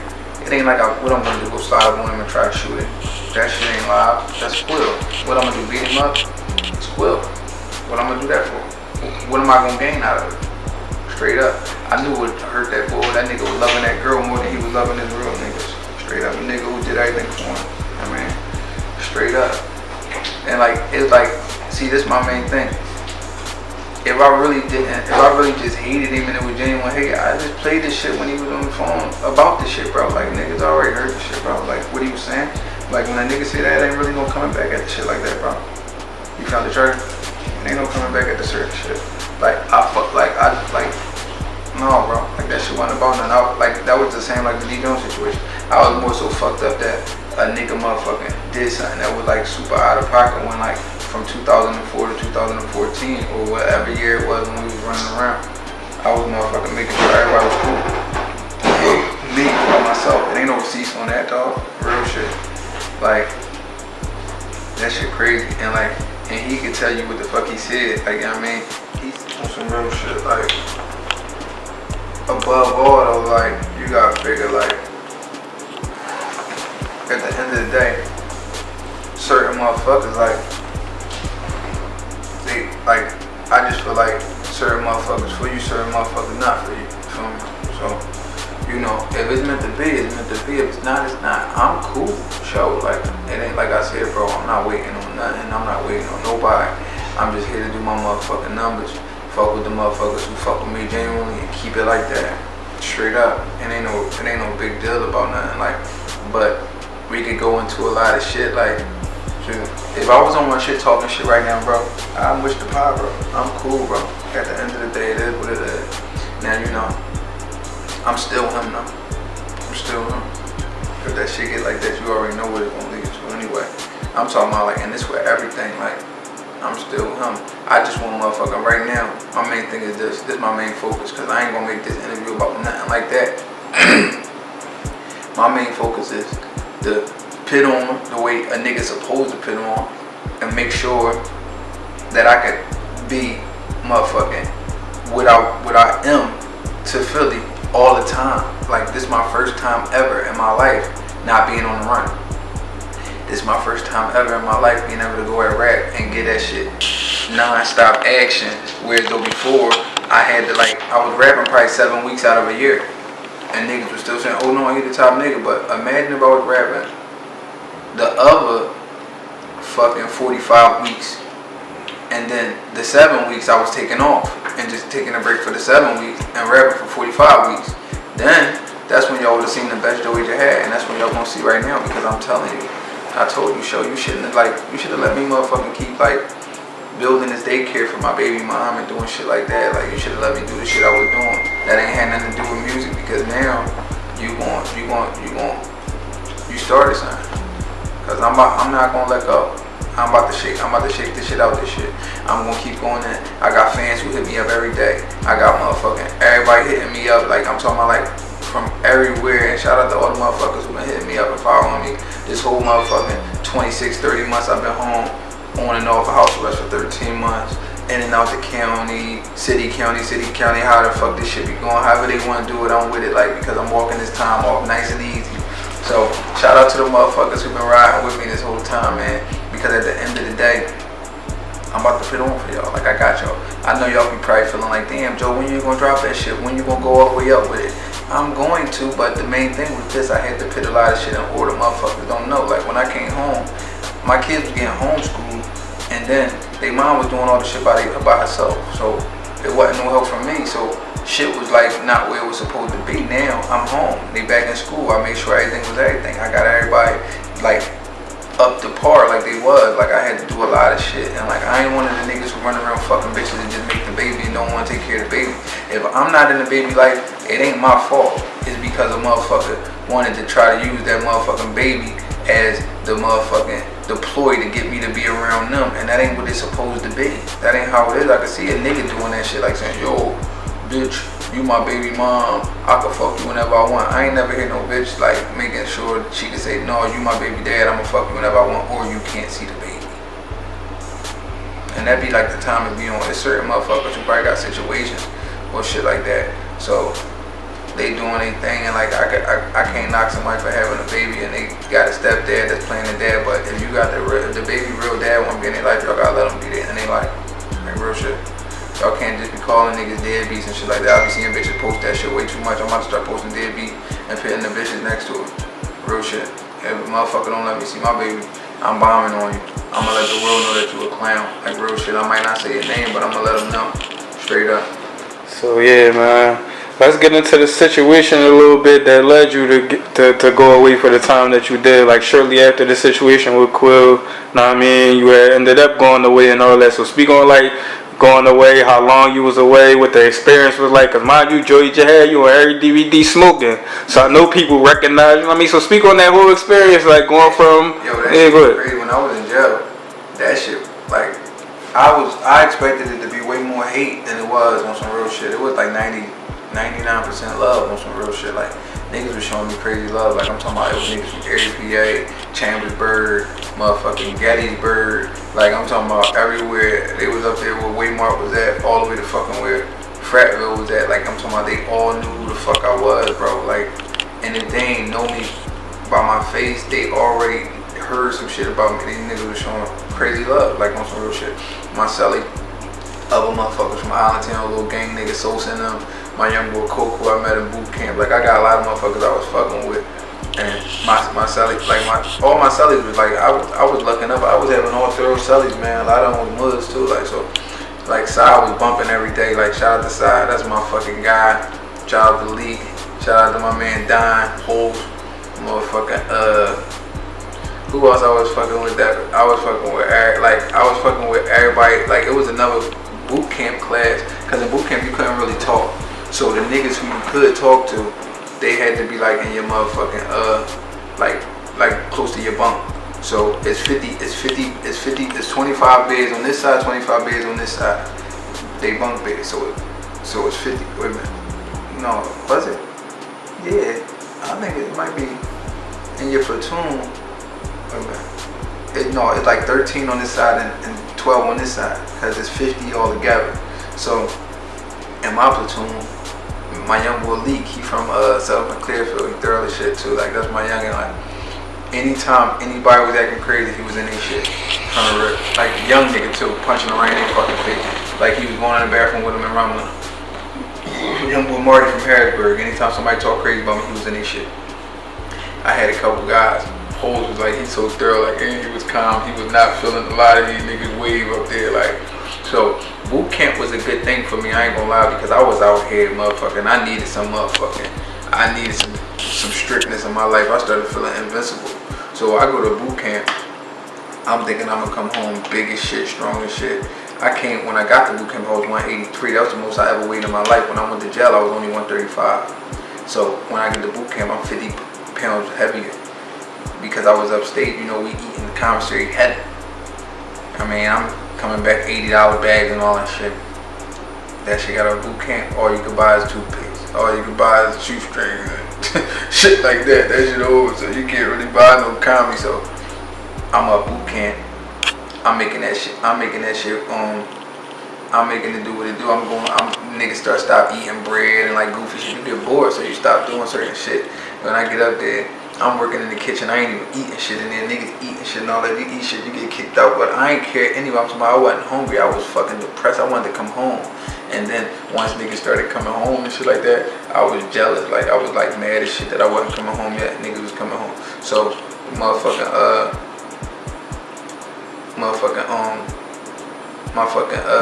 folks was up there and they was on the other side. See, like, it was two sides of the jail. The SIP side, that's the side like if you was if you got caught with like either using drugs or acting like you got a drug habit or having a drug case, I think. So the niggas on the SIP side, they used to like still get commissary and shit, and they was telling us shit. Like, they'd tell us like what the fuck was going on, and we'd get to chop it up with them. And they was eating regular food, but we wasn't. So we motherfucking they was getting to eat shit like off of commissary. So my man Mike, he was on his way home. He was about to go home. I stopped speaking to him. Every time somebody about to go home, I don't speak to him. I just gotta get them out of my motherfucking. I had to get them out of my bed. Like, so I stopped talking to him for the last 2 weeks, 3 weeks. I won't even speak to you. I'm done. Straight up, go home. Go home, get. Like, I don't want to talk to you. I'll talk to you when we get home. Because I'll be fucking mad as shit. Like, that's how that shit was. Like, I started not even wanting to come to my visit sometimes. Cause my baby mom, she motherfucking she'd come up there, I'd be mad as shit when they about to leave. My son would be crying and all that shit. I'd be sad, like, I ain't coming to the next one. Then I come out there anyway, and I'd be sad as shit again. Sometimes the visit was 30 minutes. I still come the fuck out there though, like, and I'd be like, man, like, what the fuck is going on, man? Like, it is what it is though, you know, like, but boot camp was a good experience because it got my push-up, sit-up, dip game back where it was supposed to be, and it got my win up. Like, I can still run 2 miles right now. Every day when you get up, you gotta run 2 miles. And I ain't run since I was 13 or 12 or 10 or some shit like that, bro. I started bitching like they gotta run. I'm like, oh man, my knees. And I'm making all these goofy executions. They was not trying to hear that shit. Like, you better run, bro, or you're getting kicked out. And that shit was crazy, bro. I couldn't run 2 miles. I couldn't at first. That shit was crazy. So what year you got booked and what year you actually came home? Like, how long you was away and all that? I get booked in 2000. I get booked in 2013, end of 2012, beginning of 2013. I come home 2015, 16, you might as well say, because I was in the halfway house. And I was in the halfway, and then after I get out the halfway, I was on house arrest. I wasn't on house arrest right away. They put me on house arrest for some weird ass shit. And then I was on house arrest on and off for 13 months.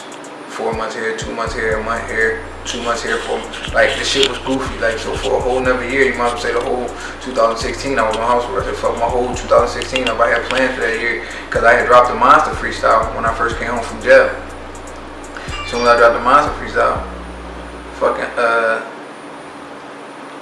I dropped that, and niggas was telling me don't do that beat. Why would you do that beat? That beat over. I said, that shit ain't over, man. Like, that shit, the #1 joint. This at the time, Meek raining on shit when I first came home. He could do no wrong. Him and Quilly was raining on shit at this time. So, Quilly was raining on shit 2015, 2014 when I was in jail, when I was in Gradeford. I heard this shit on the radio because that's when you get to hear the radio. You don't hear nothing when you're in the mountains. You don't really hear nothing. So I think he had a song called I'm On There. So this shit was on the radio all the time. And you know, niggas want to argue with me over him. Oh, your young boy ain't hotter than this person and this and that. Like, niggas that still bring shit up. Like, I'll be arguing for Philly niggas all the time. It'll be like me arguing with all these niggas against like they'll be bringing, you just biased, you like Meek Mill because he from this. No, that ain't no only reason. Like, I'm just keeping it funky. And like, these niggas ain't never know that they don't know about no Philly little beefs and nothing. So they thinking I'm just being biased. And if they only knew, like at the end of the day, me and this person could have had a falling out. I'm telling y'all the truth. He just hotter than the person you naming right now, like way hotter. Like, and it was always conversation. So I know for a fact. And then niggas to think just because I'm a great rapper, I got to have all the fucking answers like Sway. Like, yo, hey, so what you think about Jay-Z? And I'm like, bro, I ain't come here for that, bro. I came to jail to go home, bro. Like, real shit. I ain't gonna keep getting in these conversations, and that was my main thing. Only time I go the fuck off, like, let's say a nigga go back down on Rick, and then he come back up and he got wheels. I'll rap for you until you motherfucking say stop, bro. If you ask me to rap, I'm gonna go. Like my young boy Cat. He had a 9 to 18. He went down there to get his shit back because they ain't had no evidence. A nigga from In the Tank jumped on his case and lied and said that he told him that he did it. He was like, hey, just rap for me on the motherfucking gate. I rap for him on the gate. They gave me cell restriction for exciting a riot because the gate was so fucking crowded and packed, bro. My man Yops was mad at me like, yo, don't be rapping for these niggas on the gate, bro. I said, no, bro, he just got willed out. That's my young. He was like, alright, go ahead, like, because my niggas already know, like, we don't want that unnecessary attention anyway. Real shit. I was mad as shit when my man left the jail too. I said that shit when he came home. I said, damn, y'all, you gonna leave me up there though? You act like I tried to leave, like. But that was my fucking boy, man. Like, real shit. I'm telling you, like, jail really opened my eyes. The hardest part of jail for me was not being like, I wasn't gonna go to the funeral, but it just hurt me so bad not being able to like be with my family when Freaky died, cause he died in 2000. I think it was 2014 when I was my first, cause I was in Camp Hill at the time, and my young boy like, you know, Malik got shot. I'm like, hold on, T. I'm like, nah, my guy, he ain't even on no street shit. Like, they're like, yeah, real shit. He passed away, and he was just writing me. I got the letters and everything. I was writing Malik, and he was writing me back, and I was telling him to get at this bitch with this fat ass butt, cause he was going with assistant. So I was telling him to go at the other one for me, because he was saying she was asking about me. Matter of fact, he said she asked about me, and I was like, yo, give her my information, and he gave her my information and all that shit. And he asked me, could he give her that information and all that shit, and I was like, yeah, you can give it to her as long as she don't got no boyfriend, or some more shit like that, because that was my boy, man. We just talked about everything, bro. And he was the only nigga really writing me that much. And then he started ducking me because he said he was gonna send me $60. And I was like, Lee, you don't gotta duck me. You don't owe me no money, bro. Like I said, I like the letters more than the money. You don't gotta worry about no money, bro. And then he wrote me. He was like, bro, I'm out here. I'm trying to make that shit happen. I said, don't take no risks you don't gotta take, bro. Real shit. I said, at the end of the day, I love you no matter what. I said, it ain't no receipt on love, bro. And he would just write me after that. He'd write me like every 3 days. And then I wasn't getting my letter for a minute. So I ain't believe the shit when a motherfucker tell me the shit. That shit was killing me, and I ain't want to ask nobody. And I wasn't calling the block every day anyway because that was fucking my bid up. So his mom wrote me and sent me the obituary, and she sent me the motherfucker my letter that I sent him. And because that was the last letter I sent him, and then she was like, she wrote me and said, Joey, your letter was in here when I was cleaning Malik's apartment. I don't know if I told you, but he passed away. And that shit fucked me up. And that shit killed me. I was like in myself for a long ass time after that, bro. Until I got sent to boot camp. Matter of fact, like I probably went to the yard 4 times. And niggas probably thought I was in like on cell restriction again. Like, but it wasn't on that time. I was just fucked up. My heart was hurt because you gotta remember, he was like supposed to make it, bro. Like Malik was like the most positive one out of everybody. Like he was like good as shit at basketball. He was like, say, if he was East Side, he would have made it for real. He would have been guaranteed because he was the shit. Like I remember he bust my man B Money ass. We had the court on the block. He baked B Money out there. B Money had every excuse, famous nobody clothes. Like he baked you, like real shit. Like you already know. But yeah, man. Like RP to Malik, man. That's my motherfucking boy. Straight up. Alright. So now, fast forward to today. Like you said, you've been home for a couple years. You've been doing the daddy thing, getting back, transitioning from coming out of there to back home and stuff like that. And now you said you're ready to get busy on rap type time. While you sent me the freestyle or the track the other day or yesterday, the Felonies drink to let me know that you was back getting busy. Yeah. and now you about to drop on the people. So tell them a little bit about that. Plug your info, how they can follow you and stay updated with everything you doing. Alright, well, you know, y'all can follow me on Instagram at Joey Jihad. And y'all can, I ain't got a Twitter, I'm about to make one today, but 9 times out of 10, it's gonna be 215 Joey Jihad. Cause I think I made it a while back, but I just couldn't get the motherfucking, I forgot my password, so I'm gonna look it up. But 215 Joey Jihad, that's my Twitter. And I don't got no Snapchat. I used to have one, but you know, my baby mom hacked it. Everyone call it hacked it, and you know she been writing people on there writing wild ass shit, like trying to like, she been acting crazy, bro. Like she writing girls and shit, trying to get with girls for me, and then the whole time it's probably be a bitch that I never even went at, and she going at the bitch. Now the bitch think it's on and popping with me and her, and the bitch really trying to get out at me. Yeah, you wrote me on Snapchat, what's up, and all of this shit, but. Like, and back, like, so listen, but outside of that, just mainly you can really reach me on Instagram, heavy, and then you could just follow my YouTube page, subscribe to my YouTube page if you want to get any, like, new music, because I got a lot of music, it's always dropping on that YouTube page, and shit like that, and all the new videos gonna drop on my YouTube page is at, what the fuck is the YouTube page? You gonna post it on here anyway, show, but I think it's, at, I really hate Joey Jihad. Yeah, I really hate Joey Jihad. I think that's what it's called. So, you know, tune in. Like, fuck with your boy. I'm about to drop a lot of music back to back. It's gonna always be on there. If you subscribe to there, I always send y'all the shit first. It'll come to you first. I mean, you can download this shit first and all that shit. So, you know, just stay tuned in. And you know, show gonna always have something. You know, he said we're gonna bring back the Murda Mondays, so let's see if we're gonna do it. Like I told him already, if he wanna do it, I'm with this shit. So we could bring back the Murda Mondays, and I drop some shit for y'all every Monday, no matter what, whether it's a video, whether it's a freestyle, whether it's both. We're gonna get y'all a lot of shit, man. I'm around, I'm here to stay. Anybody in Philly, any of my fans, y'all want me to motherfucking follow y'all back, hit me up on there, write me and let me know what y'all want me to do, and I'll do it. Y'all need a hoodie, write me and let me know what size you wear and all of that, and we can work that out too. Anything y'all need, y'all want to feature, hit me up. I know niggas ain't rich, so I ain't gonna smack y'all in the head and make like on some real shit, but at the end of the day, y'all already know that shit costs money to go to the studio. For 5 hours in my studio, it costs $200. So at the end of the day, y'all can't call me and be saying, yo, I want to do this and that, and I'm not gonna be able to make it out to everybody. I can't just come and just pull up on you and just hang out with everybody every day. So the way this world works right now, like even if you want to talk to somebody, is you gonna say, oh, I want to talk to my cousin Jimmy. Let me get in my car and then drive over there and go talk to Jimmy. No, you're gonna call Jimmy on the phone. So now the equivalent of that with the studio is, all right, I want to lay a track with Joey Jihad. Alright, FaceTime me, you go to your studio, I go to my studio, I'll pay for that shit, and then we can FaceTime, chop it up, see what we want to switch, or we can talk live, or we can talk on the phone or whatever, and we can send the tracks back and forth to each other. That's why they made shit like the Dropbox and all of that shit. Like, so, you know, let's do this shit the right way. And if you were able to come and slide through and come fuck with me, alright, that's cool, but I got a lot of shit going on, so it's real hard for me to just make it to everybody. That's not gonna happen. If I can though, like on some real shit.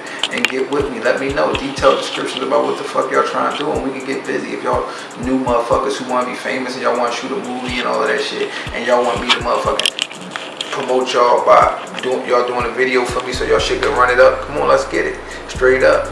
And you know, everybody else, like all y'all hot niggas who motherfucking y'all think y'all go-getter worthy and all that shit, and y'all niggas know that y'all worthy to be a go-getter, come fuck with your boy. I'm about to be like, I'm about to beat the block like I supposed to, and I'm gonna put everybody in position the way I always do. Just get with me. I'm around. You see what I'm saying? I'm around. And before we get out of here, I want you to share your thoughts on these two things. One being, like, since you've been away for a couple years, where you was locked away for a couple years, and then when you came home, you still was falling back from rap for a little minute. So what's your thoughts on the new Philly rappers and the Philly rap scene since you've been away? That's one thing I want you to share your thoughts on. And the second thing is, do you feel like you get the respect and the credit you deserve for all the work you put in it before? Like, so share your thoughts on those two things.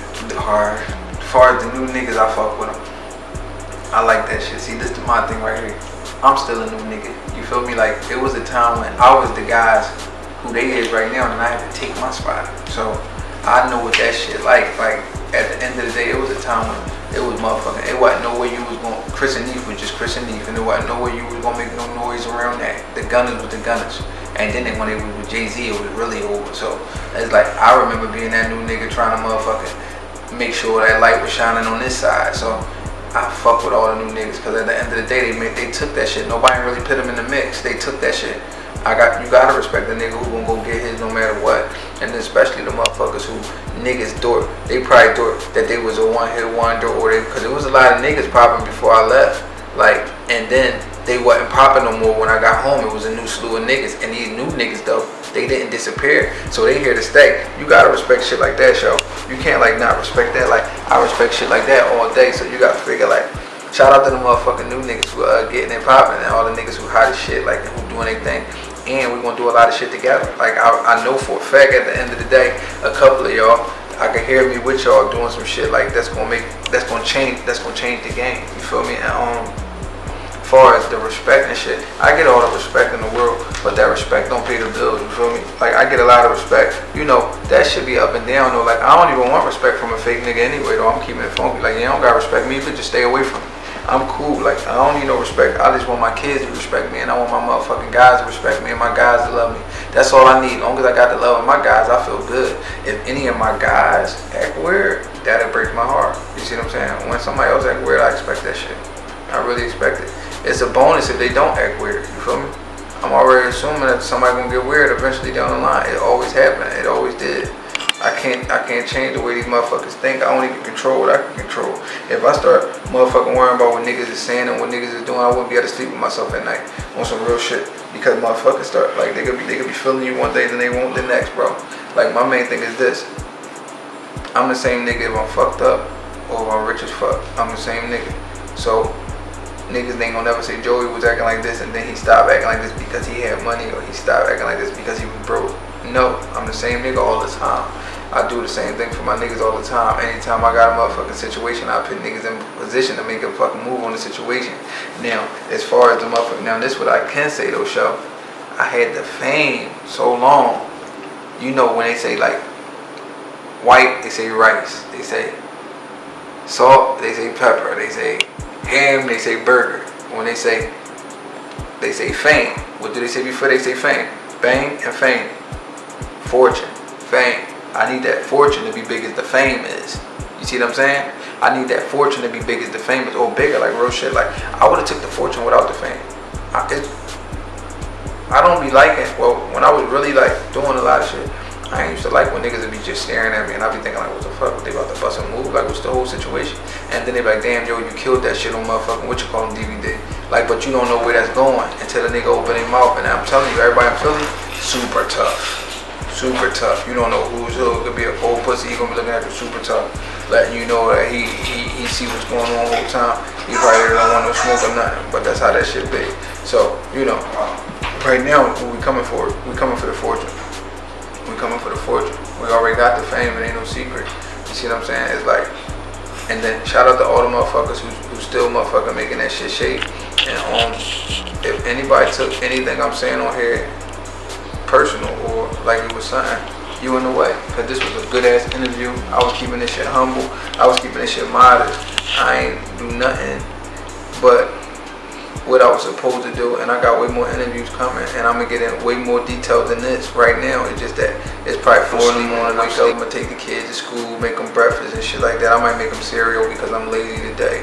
And you gotta understand, I don't think a lot of y'all got 6 little motherfuckers with the same faces y'all living with y'all. So, you know, when y'all start doing shit like that, then y'all can holler at me, man. But like until then, like y'all can't, like, I mean, I'm doing this shit like the way it's supposed to be done, man. Real shit. I'm Hattie Daddy for real, like to my kids, though. Not just to these dirty ass bitches. Holla at your motherfucking boy. Yo again.